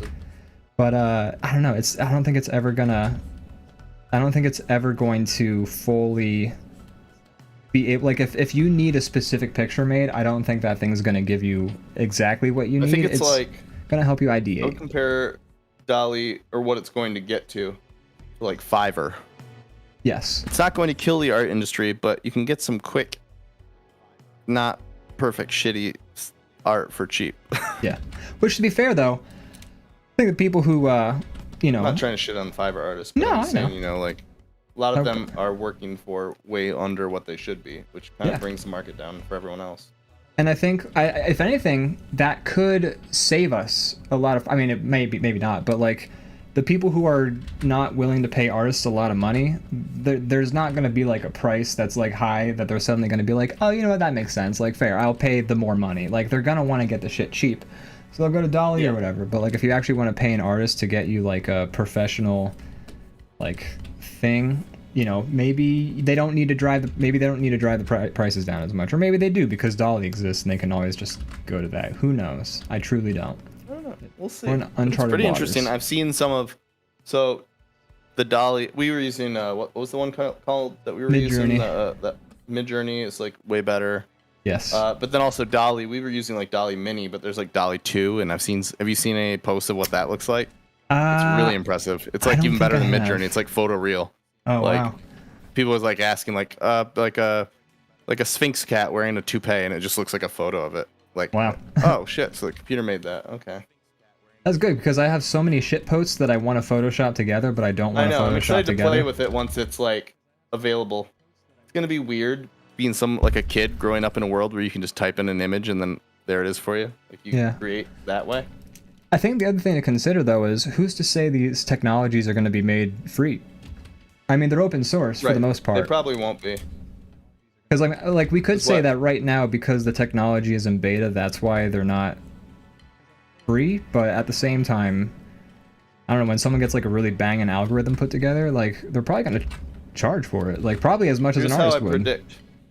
Here's how I predict how it will go, and you might be right, but I think it takes a team to pull something like that, which doesn't necessarily negate that being a possibility. But I suspect the first few will be like something you pay for, and then somebody like Google will come along and give it to you for free. But the deal will be they're going to collect all your searches, and add it to your like information profile that they sell out to everybody. That actually makes a lot of sense. Yeah, using your searches to try and advertise to you. Yeah, based on that, sure. I can see that. Like that's what I suspect will happen. Somebody will make one of those and then just be like, all right, cool, but we're going to collect all your searches and learn from that and sell it. Makes sense. Yeah, I could see that for sure happening. That would make a lot. I mean, it doesn't make sense, but in today's fucking dystopian capitalist society, that makes perfect sense. Right. So yeah, I mean, we're just in uncharted waters. It's gonna be interesting to see this technology develop. Uncharted movie, which we did see, which is terrible. What'd you think of that? I wasn't there for that. Oh god, that's right. You weren't there for that. It was fucking awful, man. So bad. Like, when you think of the excited about the Uncharted movie that he left the chat. Oh, he's back. Okay. There he is. Oh, hey, did I have a quick? Oh wait, did it say I left? It said you left on mine. I didn't say anybody left. I just started talking, and then all of a sudden you said I left. Oh. Okay. Right. But. Well, when you think of like Uncharted the games, and then you think about making a movie out of it, also, I'm just gonna point that often. I'm just gonna point this out to you real quick. Guy's got boob chin. He does have boob chin. You're right. That's a boob. Anyways, when you think about the Uncharted series, having played them, and then you think about like making a movie based on them, what would you include in that movie? Or what would make up the... So is this like consider it like Uncharted, like the story that was never told, or is it like a collection of things that happened in the games? I mean, just to they that basically will inform my decision. Well, I mean, I'm trying to get you an unbiased, like, playing Uncharted. If you were to make a movie on Uncharted, what would you focus? Based on the games that actually existed? Yeah. Or are they telling a unique story? What would you, if you made the Uncharted movie, what would be the focus of the movie? Treasure hunting. Yeah, you'd think so. Guess what? That's like 10% of the fucking movie, and it all sucks. The rest of it is, oh, my fucking brother. Oh, Mark Wahlberg's Sully. Blah, blah, blah. Fucking hated it, man. It was so boring. It was terrible. Have you played Uncharted 4? Yes, is that the newest one? Mm-hmm. The movie is Uncharted 4. Involving the brother. You know, the movie is just Uncharted 4. Oh, that's weird. Yeah. The brother who, I was expecting just like, I was expecting, hey, here's the characters you know, but it's a unique story because, you know, Uncharted is like kind of based in the same way that it's copying like Indiana Jones. It's like based on like serials. And yes, there is a story, but you could just make a standalone. Make a fucking... Hey, here's the gang going on an adventure, finding a weird treasure, and basically you're making Indiana. Uncharted the game is based on Indiana Jones the movie, and then Uncharted the movie is based on Uncharted the game. I don't know. This seems unnecessary and weird. What is going on with that? What are you doing over here? On my screen, there's a big fucking white splotch in the middle of that, but when I look on the stream, it's not there. You could leave the stream and come back. I mean, no, I can't. I'm running the stream. Okay, so let's see. What I'm gonna do is I'm gonna rejoin the I'm just gonna rejoin the drawing. But Uncharted the movie is just Uncharted the game, Uncharted 4. But it's none of the like heist stuff. It's all about the brother and like, oh, my brother. Oh great, I have to change my username to rejoin the server now because Top Cat Yo is already in there. Oh, now I left. Whatever. Anyways, yeah, the movie sucks. The movie's fucking boring as shit. It's all like, they just talk about like, it's all origin story for like the entire time, and it's like no one gives a shit about the origin story. Hunt the fun treasure. Go on the fun treasure hunt. Don't give me a boring story like a backstory about characters I haven't learned to give a shit about yet. I don't give a shit yet. Treasures. Solve some traps, like, or solve some puzzles. Watch out for booby traps. Yeah. Fight a Nazi or two or whatever. Whoever else is after it. Yeah, make an Indiana Jones movie, but make it with different characters. Right. It's the easiest fucking thing. It's basically done for you. But the stories in the games are pretty good, I would say. So like, they're decent. They're fun adventures. Hire those writers.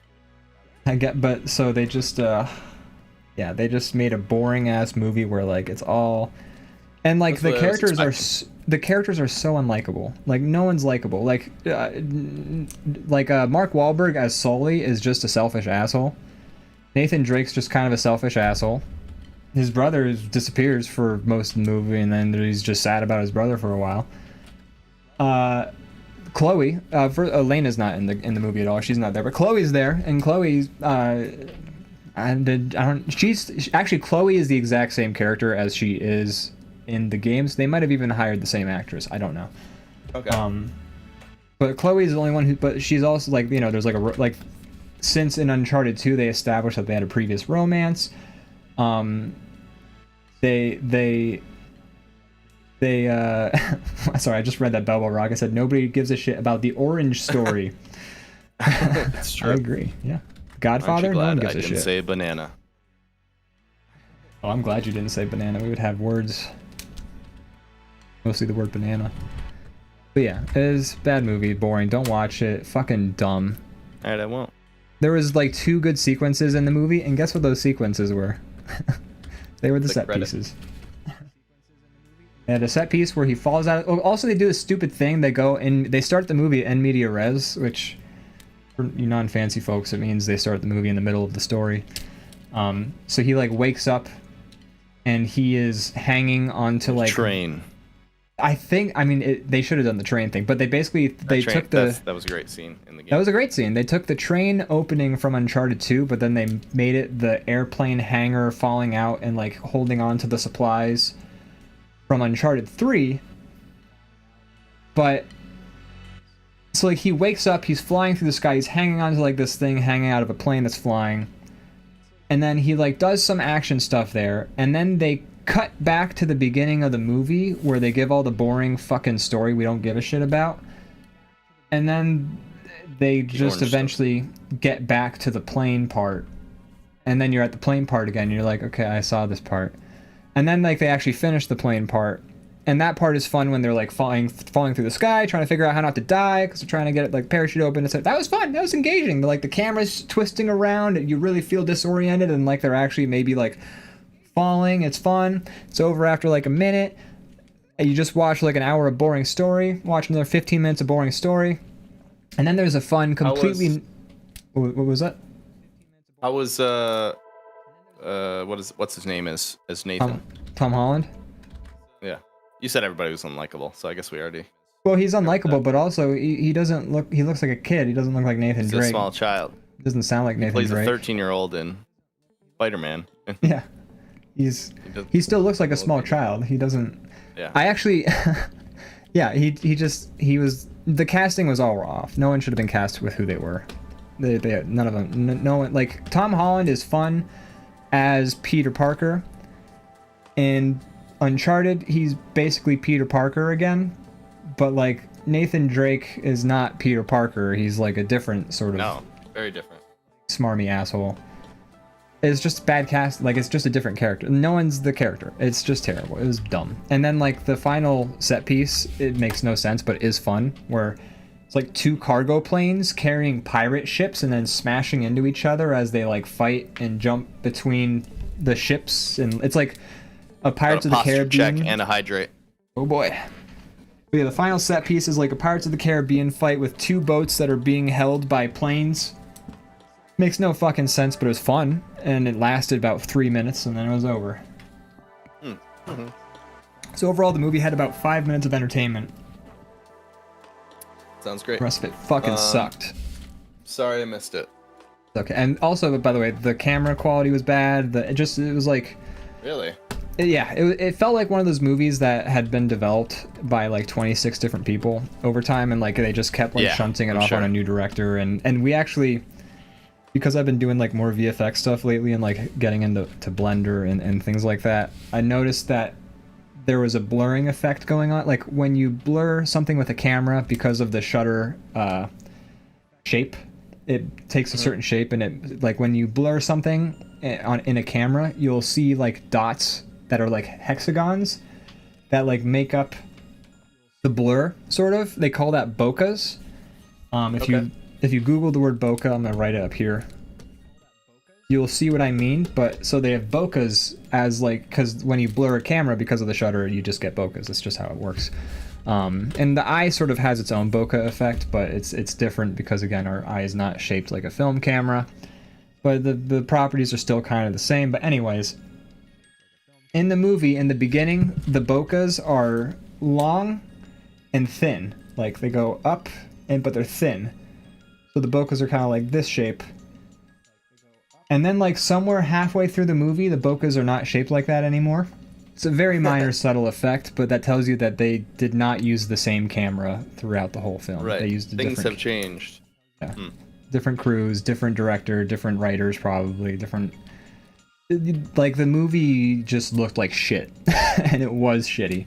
I can't think of anything good to say about it other than the 3 minutes I had fun watching it. Yeah, it's a bummer to have to watch like 90 minutes worth of movie to only see 3 good ones. Yeah. So absolutely horrendous. I'm gonna have to take a bathroom break here in just a second, but before that, one thing unrelated that I just thought of. Today I was watching the Capcom presentation, because they're, instead of E3, they're just doing like everybody has their own little like YouTube live makes thing, sense which I think is actually like better. Yeah, I prefer it, but anyway, because like the fucking presentations in E3 were always. I mean, I will miss the awkward presentations from Konami, but yeah, there was no reason to do it that way. This is a better format. A lot of booth girls out of jobs, unfortunately, but or fortunately, they probably have better jobs now. They were probably like, oh, thank God, I don't have to fucking take a picture with like 8 hover hands. Bullshit. Yeah. Yeah. No, I'm not actually. Yeah. It was a weird thing that existed. Anyways. Yeah. Like. So Capcom went on about Resident Evil, and some of the things they mentioned was they I think as of today, they're adding ray tracing and better graphics and everything to 2, 3, and 7. Wow, that's cool. That's cool. I'll be able to do ray tracing. Because basically they're updating it for PlayStation 5, but they're adding those same things they updated to the PC versions. That's nice. So that's cool. Other things they announced a DLC for Resident Evil 8, which I'm excited about because I really liked 8. And they're adding a third-person mode to 8, so you can play the whole thing in like 2, 3, 4, or the rest of them. Yeah. So interesting. Cool. Yeah. I'm surprised they didn't do it with 7 too. The reason they didn't is because the DLC is third person, so I think they're just like, we built it already. Let's just might as well put it for the whole game and call it a feature. I'm not surprised they didn't do it for 7, or when you say surprised they didn't do it for 7, you mean like now, like they didn't add that feature in? Okay. Yeah, because 8 wasn't designed for first person. They just threw it in as like a bonus just now. Yeah, that's interesting. I think there's a lot of stuff. It that way. I don't know. Why not? I mean, I can't say for certain about how 7 or how 8 progresses, but in it's 7, very similar. There's a lot of like things that involve like your hand getting fucked up. Seeing things happen to your hands and happen right in front of your face, so like it won't play this as good. Like there's a lot of set pieces. Like there's this one really good moment in 8. Not to spoil it, but I mean you might have seen it already because it's like posted all over. And I don't have to say it if you don't want me to say it. I'll just go la la la. Okay, there's this one moment in 8 where he goes to grab a handle, and all of a sudden these blades just go through his wrist, and you're just like, all of a sudden your hand's just gone. And it's like a surprise moment when you think you're alone, and all of a sudden that big lady shows up and cuts your hand off. And that probably won't be as cool in third person because you'll see her walk up casually and be like, "Choppy do," and then you lose your hand. So it's better if you only have your field of vision, and then she rips your hand off. We good? We're good. I'm done. Right. I was just explaining some stuff that won't be as interesting to watch in third person because it was like a surprise in first person, because you don't have your peripherals. Yeah. And also just like you mentioned, like so much of the shock and horror in 7, and again, you've confirmed 8 is like shit happening to your hands, shit like grabbing you and like. But it's also designed around you not having peripherals. You don't see somebody's standing a foot away from you until they're right there. Yeah, so it's like they like you're doing something, all of a sudden like a hand reaches around your field of vision and like grabs your head like 3 times in 7, a bunch of times in 8. Yeah, so it's going to be interesting to see how that all plays out. Yeah, but it doesn't make sense to me to. I mean, it doesn't make sense. Doesn't make sense to do it in 8 either. But I'm just like, I appreciate the option. Whatever. The thing I'm upset about is they've added VR to 8 and 4, the new 4 that's being remade, and 7 all on PlayStation, but not on PC. And I really want to play it all in VR, like not in a janky like mod. I have been playing on this stream, as some of you might have seen, and it's all right, but it's still a little weird. It's not made for that, so.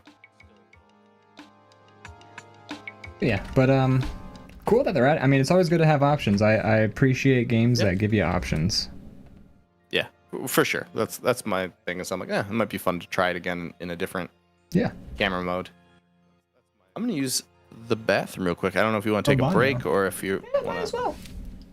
Okay, let's do that, and we'll be back in like 5 minutes, 3 minutes, something like that. Yeah, sounds good. Cool. Bye.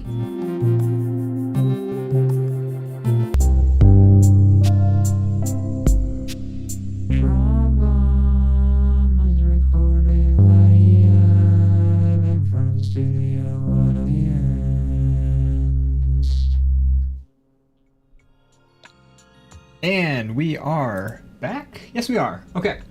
Welcome back, folks. We're back. Looney Tunes back in action. Brandon. You know, I just realized. Yes, Ian. Is we haven't checked in on our critters. We haven't checked on the critters in a week, a couple weeks. We checked it. We got a tiger recently. That would have been. Got a tiger. I feel like that was 2 weeks ago, or was that last week? Last week we did a show, but then I think there was like a week break, and then there was this tiger. I think we did like an episode. We hire people to feed them, so it's not. Okay. Don't worry that we're not. We don't go to the farm. We just put the animals there. I just look at a camera. Yeah. Again, your guys' subscriptions have paid for the farm. Really appreciate it. We appreciate it. I just realized I never changed the episode number. Speaking of that, Leviathan Den says, I feel like I'm not getting the most out of my subscription when breaks are taken, frankly. Well, you know, your subscription is going straight to these little cute little critters. Hello? Hello? Oh, it looked like you said something, but then no sound came out of your face. Oh, I said just a bunch of little cuties. Oh, yeah. I didn't hear that. But, yeah, so, you know, you're helping animals, whether you like it or not. Whether you're an environmentalist or not, or you think all animals...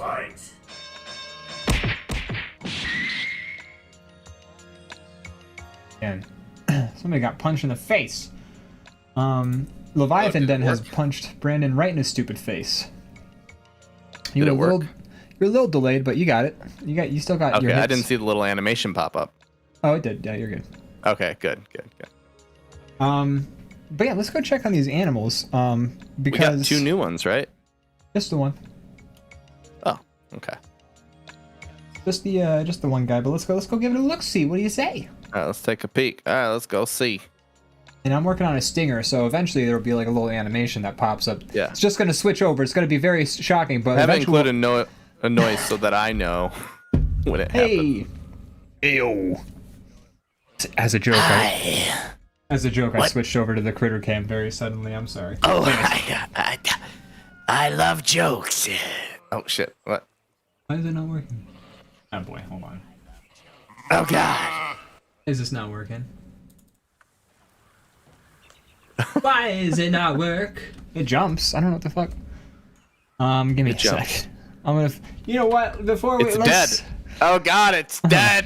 Well, hold on. No. It's kind of a cold day. It's a cold day out there, as far as I know. So I think what's happening. They're cold-blooded animals. Those cold-blooded snakes, animal, right? Yeah. So we're gonna get somebody. I don't want you guys to see this, but we're gonna get somebody over there to cattle prod the snake. Yeah, kind of wake it up a little liven bit. them up a little bit. You know, it's like in the zoos. Like I was just about to say when the the exact lions same are thing. too sleepy, they shoot them with BB guns and stuff. From like you don't see them from the bushes and stuff. Yeah, and Get them to roar and do cool shit. Yeah, the lions If are it's always too much playing to get that working now, we can wait till next week. It's gonna take like who knows. Hey. But yeah, it looked like a snake of some kind. Like I may have copied and pasted the idle animation into both of the things. But the idle animation wasn't moving either, and it has a few frames to it. Oh, that's weird. I'm just Maybe gonna I copy done something wrong. Okay. the working anime. So, anyways, Brandon, I wanted to say another thing about the Uncharted movie while we figure this shit out. I'd love to hear it. I'd love to hear it. It would have to be that I don't remember how the storyline with the brother ended. I don't remember. I didn't give enough of a shit that I think. Who plays his brother? I don't remember. Some guy. They look kind of related. The brother looks more like fucking Nathan Drake than Is it no name? Tom Holland was. Actually, probably not. I don't know. Probably an actual actor. For all we Look know. that up. Yeah, look it up while I. Looks like the farmers are almost done cattle prodding the animals. No animals were harmed in the making of Critter Cam. Just the snake this once because we had to. But don't worry. Find the answer? You know, did what we had to do.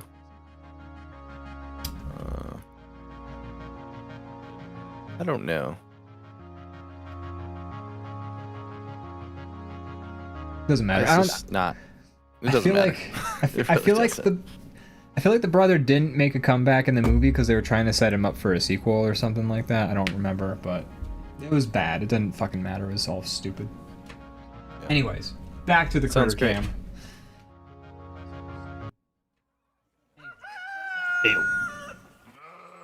Hello. How's it going? It's going good. Are you okay? Cause you got quite a jolt there. What? A jolt? What do you? What? You know, I kind of blacked out during it, to be honest. Oh yeah. What you a narcoleptic? You a drunk or what's the deal? Well, you see, when I'm electrocuted, I tend to pass out from time to time, you know. I think that's pretty normal, right? Well, you woke up when you were electrocuted this time. We electrocuted you to wake you up. I was awake. They just apparently I wasn't active enough. So I'm trying to keep on moving now, you know. I'm not gonna let that happen again. Okay, so this is like they gave you coffee because you weren't being perky enough. You call it coffee, I call it being shocked. I don't know. I'm not. The farmer's standing right there. I feel weird talking shit. He's just gonna get me again, I think. Yeah, I mean, you don't wanna make waves here. That's not something you wanted. No, I don't want to make waves. You know, I find it very funny that you kind of fit a stereotype. I'm just gonna say it. What kind of stereotype do I? Well, I kind of dragged out the wrong part there. What kind of stereotype do I? No, you know what? I think I may be wrong. I think you might actually be turning it. You might be subverting expectations here. Oh, okay, good. I try to be a trailblazer. Oh, okay. Well, now you're reverting back. Okay, I'm you're a reverting back to snake. type. It would be funny if you just pronounced your vowels very long. A long A, perhaps? That's just a different A. It's like an ah sound. Like a snake. I'm a snack. That's a You long are A. a snack. Speaking of snacks. Oh. You got something going? Do you have a tummy ache, or a stomach ache, or something like that? I have a tummy ache. No. I'm doing quite well actually. I'm pretty full. I'm feeling good. Oh yeah, that's good. I mean, I'm glad to hear it. It's just I had a nice lunch. a slunch. I had a slunch, which is what I call lunch. It's a snake thing. Lunch Don't worry and supper. About it. Yeah, it's a combination. It's like you've heard of brunch, yes? Yeah, I've heard of that. That's kind of. This sounds the exact same. Slunch is, you know, it's a lunch and dinner combined. Yes. Interesting. I like it. I'm on board. We should make slunches the next thing that all the like white women in New York love to do. What do Sex you in the eat for City. slunch? You have like a spaghetti and like I don't know. What do you drink at lunchtime? I mean, water. Spaghetti and water. That's lunch. Spaghetti and a sandwich. There you go. You have a bowl of soup, half a sandwich, and you have a glass of wine for slunch. That doesn't sound too bad actually. I could get behind that. No, it's pretty great. But no, for my slunch, I had me and this other fellow got caught together, and I just you know, one thing led to another, and he's no longer with us. Well, he's with me, but he's no longer with the rest of us. Oh, that's unfortunate. For him, sure, but I'm feeling great. So you ate a guy. Yeah, I ate a guy. You know, it's kind of in my nature. I have to eat. It doesn't have to be guys. You know, I don't. Oh, you're don't, equal opportunity devourer. Exactly. Yes. No. Yeah. Yeah. I see over on the monitor that farmer's just holding up a monitor. Huh? Does he always do that? Every time, like we know we're about to get filmed. Like we're not supposed to, but anytime he steps over and he's holding a giant cathode ray tube TV that's plugged into a generator, we know that people are watching us. So people are watching you, by the way. Who's watching? Who watches this? Like 4 people. Oh, okay. That seems underwhelming, but all right. Hello. It's a real everyone at bummer home. if you've been doing a podcast for like 111 episodes and you've only ever gotten your friends to watch it. Hello, all the people at home. It's good to see you. Anyways, the monitor says, did we meet Slunch is the Easter rabbit. No, I didn't eat a rabbit. In fact, there seems to be some rabbit standing behind me. Is that the one they're referring to? Is that a... Oh yeah, that's him over there. That's Peter. Peter, yes. I'll have to get to know him later. He looks delectable. I mean, delightful. No, I meant delectable. I want to eat him. Okay, well, I'm gonna give you a heads up. The tiger fella behind me, when he first arrived on the set, well, I say set, it's a farm, but when he first arrived, he was told that if he tries to eat any of us, they would just straight up murder the shit out of him. Oh, shit. Do they feed it? What does he get fed otherwise? He gets fed steaks, so he's fine with it. Like, he actually did like the killing. I personally am more into the live feeding, but I also don't like being killed. It's low on my list. Well, have they fed you yet? Like, how recently? I was doing my own thing over there. I only eat like once a month, and I just ate this armadillo fellow that came with me. But you're good for a while. But I mean, yeah, I'm good for a while. I'm good. I had my slunch, and I don't. It's actually like a combination of breakfast, lunch, and dinner. So like, slunch fist.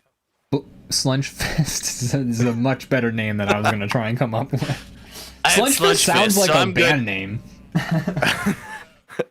Do you listen to Slunch Fist, bro? Dude, I'm a big slunch head. Okay, You're a slunch head. I'm a slunch head. I'm a slunch head. Oh, dude, we should just name your 5 favorite Slunch Fist songs. Okay. Wow, that's hard to narrow down, but here I go. I will do it. Number 5. I love ice cream sandwich. That's a good one. That's a deep cut. It's a great Slunch Fist. It's from one of their B-sides. Okay, so I'm glad you like that one. That's from their self-titled album, Slunch Fist. Exactly. The B-sides of it, though. They were just getting started. Yeah. Okay, number 4, coming in hot at number 4. Number 4. Blood shower. Blood shower's good. Blood shower's good. It's not my vibe, but I get it. I get why you like it. They were being more experiment. That was more their experimental phase. It's not why I'm in. That's not why I became a slunch head, but I learned to appreciate over time. That was after the bassist lost his leg, so they were kind of like in a weird space. Right. Yeah. It put a damper on everything. Okay. Coming in hot at number 3. Number 3. Big fuck. Big fuck. Oh, that's good. That's my number 2. I love Big fuck. When I name my 5 favorite Slunch Fist songs, I only have to name 4 now, because Big fuck is my number 2 favorite. Wow. I could see. I've struggled with putting it at number 2 or number 3 for a while, but so I understand where you're coming from. All right. Coming in at my number 2, and this one may surprise you as a fellow slunch head, but Bucket Full of Tears is my number 2 Slunchfest song. That's pretty good. I can't complain about that one. I love Bucket Full of Tears. Classic. The lead singer, John Laser, he really killed it out. Oh, man. The first singer, obviously. John Laser is, but I mean, in my head, he's still the lead singer of Slunchfest, even though he's no longer with us. Yeah, he's tops. Man, how do you replace John Laser? Okay. Coming in at, what am I down to number 1 now or number 2? Number 1. You might be down to number. I don't remember. Oh, number God. 1. Yeah, okay. you just said your number 2. Number 1. My number 1 favorite Slunch Fest song. Are you ready? I'm trying to build suspense. I'm not stalling. I'm just trying to build suspense. That was me chomping on my acorn. I was busting a nut, trying to get a drum roll going. Right, yeah, you're really trying to get that thing loose. You've been shaking it around the whole time we've been talking. Yes, yeah, what can I say? I mean, this isn't my only acorn. I just kind of, it's like my security blanket. I gotta have one around. Oh, yeah, that's fair. I understand. I've seen the Ice Age skits. I know how you guys are. Oh, yeah. Well, did you hear? He finally got his nut. He got it! So happy for that guy. Oh, my God, I cried. Like a good guy. I cried tears. I sobbed. Okay, so anyways, number 1 Sludgefest song.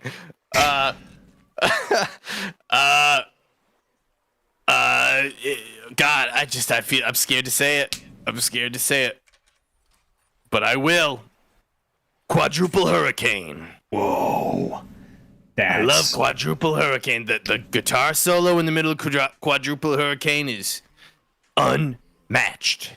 You know, I think I'm starting to get a good picture of, you know, your tastes, kind of vibe you are, and you know, it's good. It's good. I like it. It's good. Got good picks. I'm glad we agree. I mean, I you know, when I got thrown in here, I knew I'd find some slunch, but I didn't know I'd find a friend. Well, you got a friend in me, buddy. Which is my number 5 favorite Slunch Fest song is "You Got a Friend in Me," the cover of the Randy Newman song. You know, when Randy Newman replaced Laser, yeah, I was surprised. Mm-hmm. After that car accident that took out the bass leg. But he did great. He was a natural. Yeah, he really took on the role in a way I didn't know possible. You know, he sounds like completely different from the first guy, but it's okay. You know, it's like it's an evolution of style. It's true. You know, like the original guy. What was his name again? Something John Laser. Laser. John Laser. As big fans, we both know that. Yeah. Obviously. You were just testing. But you know, he was intense and deep, and Randy Newman comes in and he sounds like a cartoon character mixed with a Muppet, but he kills it. He really does. He does. A cartoon character mixed with the Muppet. I love it. And you know what? That's funny because number 4, my number 4 favorite song from Slunch Fist, Muppet Fucker. Good song. Good song. I love it. You know, I thought maybe I was leading you into that with that, but I'm happy to hear it. I love Muppet Fucker. It's Muppet probably my Fucker's a 6. good song. Number 6. It's good. I mean, look, Slunch Heads, you know, we all kind of, our favorite songs. We understand each other. We understand. That was number 4. So number 3, clearly Ow My Leg. Overlap. Well, number Wait, 2, was it? don't forget. Yeah. Number 3, Ow My Leg. Oh yeah. Written by the bassist. Right, when he lost his legs. Well, this was actually before. It was just, remember, it happened. Wow, it's kind of. It was. You know, I'm embarrassed as a slunch head that I didn't know that history, but that's like a self-fulfilling prophecy there. It really. Well, that's the thing is people thought that it happened after because you know the whole situation, but it happened before. It's crazy. It happened like 2 days before. It was crazy. I like the one album cover where he doesn't have legs, and it was like, whoa, does he have legs? Doesn't he have legs? You know, it was like a whole mystery. Is he? Yeah. Yeah, it's crazy. But it turns out he did until he lost one of them. Yeah, now we know he doesn't have it anymore. Yeah. No, he does not have that one. But you know what? Here's the thing. Still plays bass just like before he lost. He's like that guy from Styx, except you know he doesn't really need. You mean Def Leppard? Oh yeah, shit. Yeah. Sorry. Although big slunch head, not so big of a. Not so much of a leopard. A Def Leppard guy. Yeah. You know what's funny is I wish Def Leppard and Mos Def would make a collaboration. Whoa, that'd be the most Def Leppard. Oh no, I was gonna call it Def Leppard Mos. But yours is better. Well, that's an interesting way to go about it. Yours is better. Number 2, Big Fuck. We have already established this. Big Fuck, number 2. Love Big Fuck. Big Fuck, great song. And then obviously number 1, Ow My Leg 2.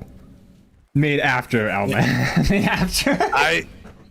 When he lost his second leg, it was tragic, but the music that was created because of it, my God. Really emotional. I don't blame you for having super emotional. I don't blame you for picking it as your number 1. I'm a little bit of I like to cry. I like to sit out my window and cry a little bit. And you know what? Not a lot of Slunch Fist songs you can do that, but the one that they did do that you could do that, holy fuck, they nailed it. Hey, so I don't know if you hang out on the Slunch Discord, Reddit or Discord, but a guy on there recommended putting on Ow My Leg 1 followed by Ow My Leg 2, and then you watch Wizard of Oz with the music off or with the sound off. It's amazing. It's like they made it on purpose. When when Ow My Leg 1 plays during the black and white part, and then Ow My Leg 2 plays during the color part. It's amazing. Yeah, and it's crazy too because like when you play Ow My Leg 1 and then it switches over to the color and then Ow My Leg 2 comes in and the lyrics are, it's the Wizard of Oz movie and now we're switching over to color. Crazy how it syncs up like that. I know. It's almost like, did they mean to do this or not? Who will ever know? Great. And it's also funny that both songs combined are the exact runtime of the movie. I know. It's a very long second song. It's a long song. Ow My Leg 2 is like 60 minutes. It's wild. It's wild, but there's a lot to be said. There's a lot it's the art, to be said. Don't question the art. I also like the middle breakdown where it's just the audio from the Wizard of Oz. That part's right. great. It lasts most of the movie, honestly. It lasts most of the movie. I'm surprised they're allowed to do it. Yeah, I'm surprised they didn't get sued for that. I don't know, but yeah, it works great. It really syncs up well. You know what's crazy is, have you ever put Muppet Fucker on repeat and then watched The Lincoln Lawyer?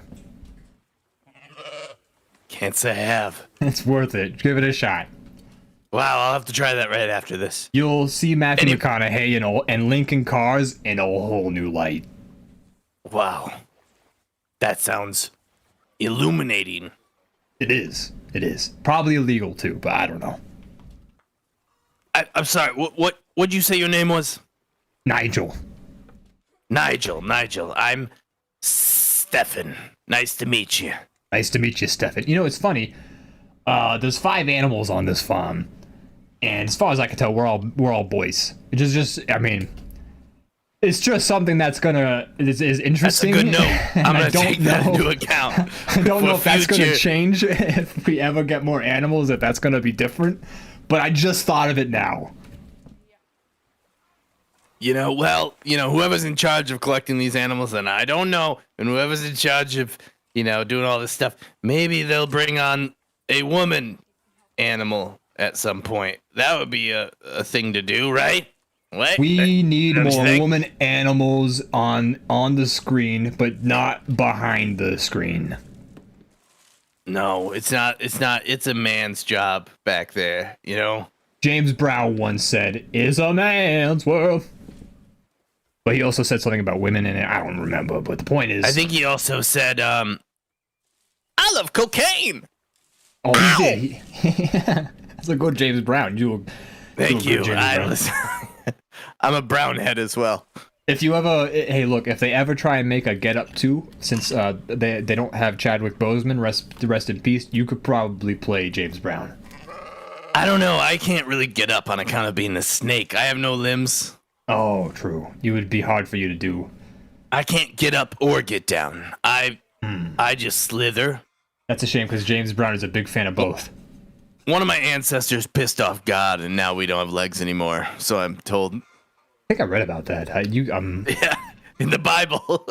What a crazy document. That is totally real, makes perfect sense, and people should base all of their life decisions on it because that's the smart thing to do.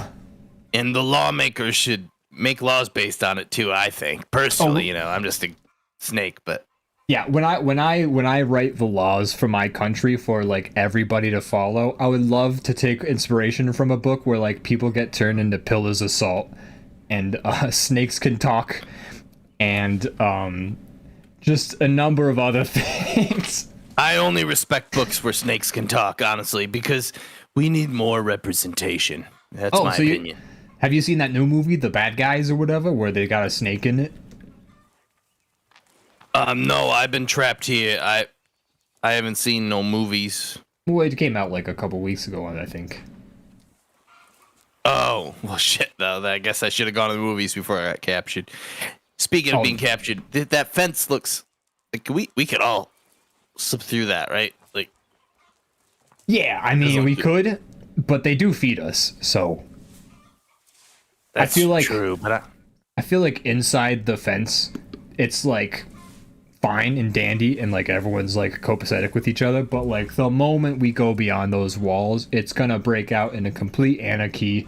I'm gonna get eaten by like 5 different people. I feel safer in here. I don't think I mean, no offense. I don't know if this is offensive, but like, I don't think a squirrel could feed 5 people, right? Like, Well, no, not like people, but like, 5 animals, like the tiger. Y'all might try and eat me. It just feels it's gonna happen. Well, I was honestly planning on eating you, but when I found out you were a fellow slunchhead, I just don't think I could. I appreciate it. It's not the first time being a slunchhead's got me out of trouble. Yeah. I tried to talk slunch with this armadillo in the van, and he never heard of the guys. So, well, I had slunch fast. Yeah, slunch fast. Okay. Well, you know what? Honestly, a world with one less non-slunchhead is probably a better world. That's what I'm saying. Anyway, so what is that? What is the farmer doing? Why is he waving his arms He's like pointing. at us? He's saying he's doing like the neck cut motion. I feel like they do that whenever both of the people who have been or whenever both of the animals who they're filming feel like that the segment has come to its natural conclusion. I feel like that's sort of like he's saying. That's what he's saying. Oh, and we're back. Oh my God. Hey, what's up, everybody? How's it going? Wow. It's crazy. Those animals. How cute. Those critters are cute, huh? Super cute. And I wish we could hear what they were saying. We can. I've heard a lot of. It's weird that the camera stayed on them so long. Yeah. Well, we just heard snake and squirrel noises. What's canon? Yeah. What's canon and what we're gonna establish right now in the lore as we build the critter universe. As we figure out what the fuck we're doing. Cinematic universe. Maybe we don't understand what they're saying, but we've already. I don't know. What's funnier? It's real. What we're talking about is super real, though. Real. that was so real. So real. I think that's one thing we can all agree on is that was real as hell. Yeah, this ain't Unreal Engine 5. Okay, that was real life. This is Super Real Engine 1. Whoa. Yeah. Yeah, I said it. I went right ahead and said it. You went for it. You had to say it. You had to say it. And I have something else to say to you right now. And I hope you listen. And I hope you are ready for this. Sure I am. I haven't pressed the button in preparation. I do. Wow, you do? I haven't had anything to plug in months. No, you haven't. Well, let me ask you. Do you have anything to plug? Wow. No. Okay, we got that out of the way. Okay. For me, I don't have anything that you can check out quite yet. But in 8 days, my fucking album comes out on all of the streaming services.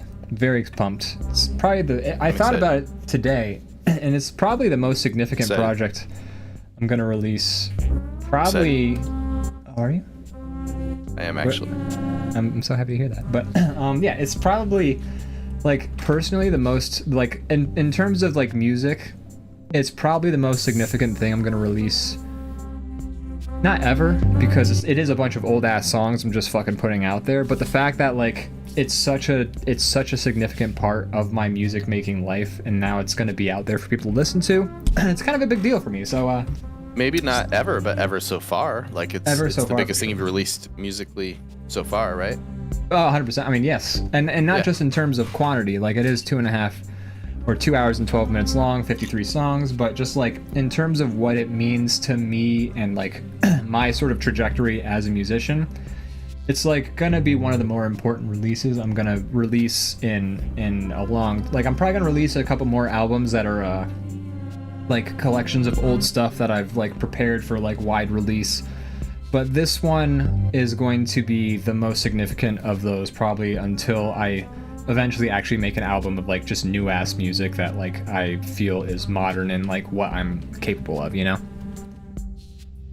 That's exciting as well. I'm excited to see what you do next, but I also do love what's going to be on this album, at least what I've heard, and I've been listening to your first album quite a bit when I'm oh, thank you, cruising around or when I'm working and stuff like that, so that's nice. Bubble Rocket heckling you again says, you sure have gotten a lot of mileage out of this plug. Well-deserved mileage, I'll say. Thank you, I appreciate that. If you like the musical stylings of the DrawBomb show, then you're gonna love this album because It features a lot of these songs. Yeah, a lot of the songs that you're hearing right now, I've actually updated this show, like the setup.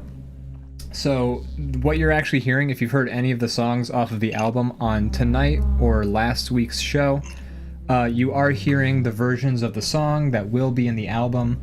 And in fact, the full album is available like in this like randomized playlist. Like you're gonna hear the fucking like the entire album's in the DrawBomb show now. Like at some point or another, like that's cool. It's going through all the songs randomly along with a mix of a bunch of others.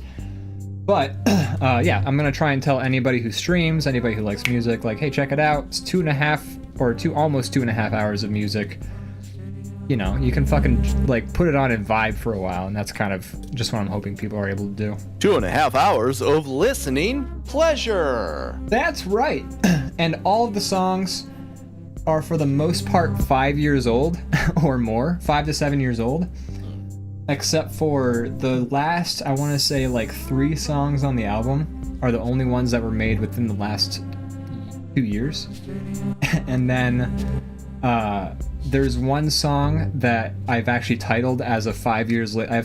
I have a song in the very smack dab in the middle of the album called Blood Vessels, and then I immediately follow it up with, I was like mixing the song and I was mastering it and I was putting it together, and I realized I could do something with the sample that I didn't do in the original version of the song, like the sample that I was working with. So I did a new version of the song, and I think it's like a minute long, and the original song is like 3.5 minutes long, something like that. But the new version is like far and away better, in my opinion. So I just threw that in the album too. So like, there's cool. Blood Vessels, and then immediately after is Blood Vessels 5 years later revisit, which is going to be fun because I think that like, because you can't put album descriptions. I'm sorry this is going on for so long, by the way, but no, go ahead. I'm interested.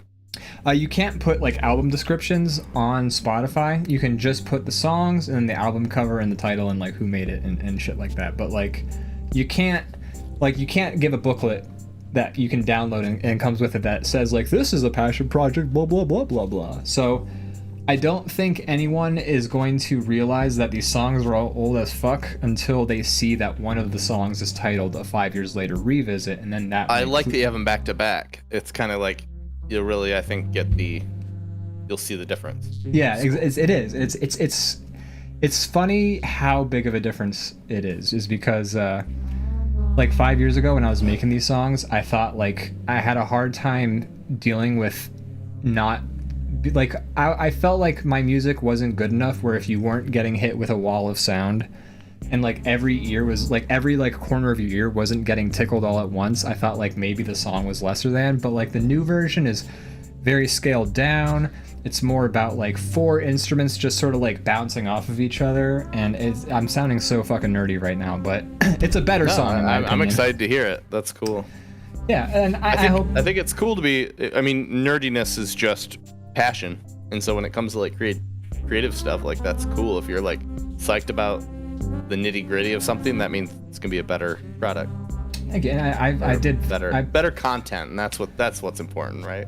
Yeah, content. 100%. It's all about content, baby. That's what we make is content. No, but I appreciate that, and I agree. I'm very excited for this to just be out there in the world because it really is just a culmination of all of the music I've made for the last 7 years, I want to say. Just like I took out the ones I hated.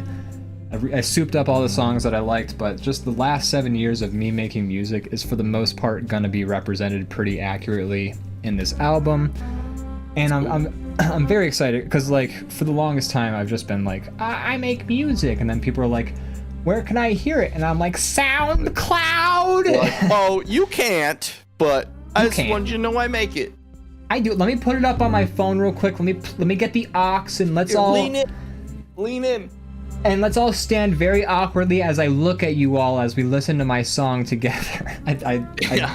Give me feedback. Yeah, I hate that. I never like I don't like the situation where you're showing somebody something you've made, but you're in the room with them. No, I hate that too. I hate the shit out of that. So because it's like a pressure for both parties. Exactly. Like, yeah. It's pressure for you to just act like chill and watch somebody watch something, and then also it's pressure for them because they're like, do I have to like react in a way that's like gonna make them feel good, or can I just react in the way I would if I was alone? And I want just them doesn't to feel authentic on either side, and I don't like that.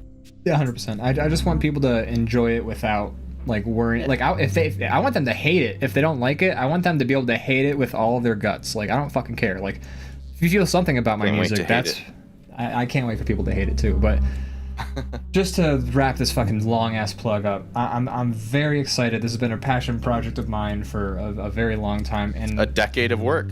It's almost a decade. It's very nigh close to it. 7 years, I would say 8 at the most. You round up, but I mean it's not far off. It really, really is not. It is almost a decade of work, which when you put it that way sounds so much more significant than me just saying like, oh, 7 years. It is significant. I'm excited to hear it all together. Thank you. I appreciate that. You've been such a, this is gonna sound super cheesy, but you have been a very big supporter of my music, and yeah, I appreciate it. Sure, I have been. I appreciate you. I actually like your music. I'm not, I'm not just blowing wind up your butt, Whoa, my butt's got a little bit of air on it. What's that about? There's a draft in here. No. Woo! I love your stuff. It's every time you send me something new, I'm excited, and it's very cool that we have it as like the soundtrack to the show. And I don't know, you're talented. I love your stuff. So, woo! Shucks. Anyways. On that note, I have nothing to follow that. I have nothing to plug. Oh, Leviathan Den real quick did say, B-Chaps, I forgot if I asked, but what are you going to put to the test first on the 3060 Ti? I don't know. I'm thinking maybe like pumping Red Dead all the way up. Or maybe I'll even like, to push it even further, maybe I'll pump Red Dead all the way up and try it in VR. That'd be funny. That'd be interesting. What you could do, download Blender, make a cube, fill it up with hair, and then let Blender render the hair using your GPU. That shit then my computer will explode into flames. Exactly. You could really put a stress test on that thing. I'd be like, wow, that was a nice one use of that before I destroyed it. I think that would be the best use of your graphics card. Yeah, I believe Leviathan Den. I get that tomorrow, so I'll let you know. I'll figure it out. Very cool. And I talked to Crazy Kyle. Crazy Kyle is going to get my current graphics card, which will be replaced by just trickle down effect. That's great. It does. Well, it didn't make sense. Like, what was I gonna do with this one? I think I gave Kyle the graphics card that I got from Austin because like when I first got this computer, different graphics card. Austin brought a couple over. One is actually a 3060 Ti in that bag, or the 2080. But that was the one that was having issues, right? That was the one that was having issues with the VRAM. So.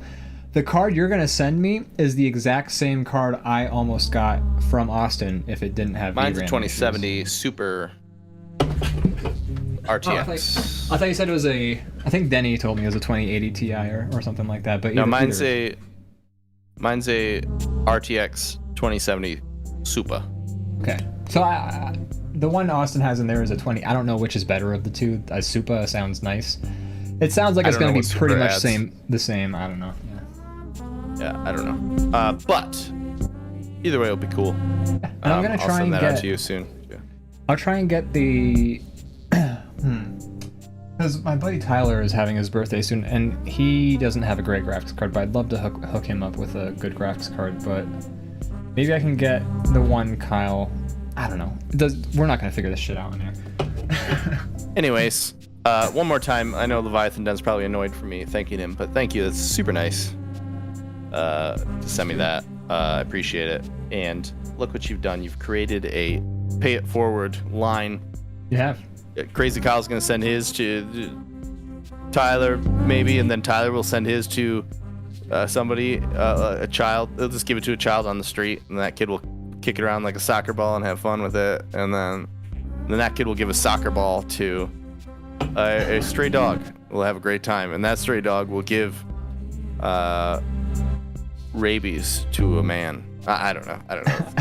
I like to imagine when you were saying that whole sequence of events, that like spider that ate the fly sort of a sequence of events, I had in my head a picture of like Ebenezer Scrooge opening the doors like the day that GPUs finally lower in price so they're actually affordable again. And he goes, "Yo boy, what day is it today?" And the kid's like, "The GPU prices have finally fallen to consumer levels on the price index." "Well, why don't you go and get me a 3080 Run Ti? to Best Buy. Run to Best Buy.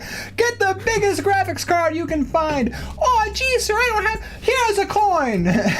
This flips a coin at him. I don't think this will be enough, but I'll go. I don't know. I'm a kid. It's a debit card. Yeah. My pin is. Hey, nobody write this down. I'm gonna get a new debit card the moment I see the charge. I'm gonna cancel it. So nobody try to pull anything. Got my bank on speed dial, or the website. I can cancel it from the website too. If the ghosts are listening, I'm not cheap. I'm just being safe. You know, I'm protecting my.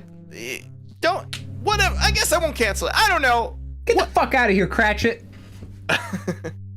Anyways, thanks everybody for watching. We appreciate you. Belbo, Rocket, Leviathan, Dan.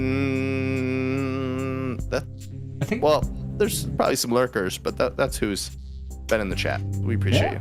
Thanks to the Uncle Joe show for pumping us a couple times in the last couple days. Yeah, you're awesome. Yeah, that was cool.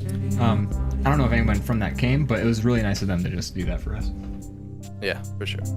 Anyways, bye. Anyways, bye. Oh, it's fading out. Okay, there we go. Bye. Do the parade wave.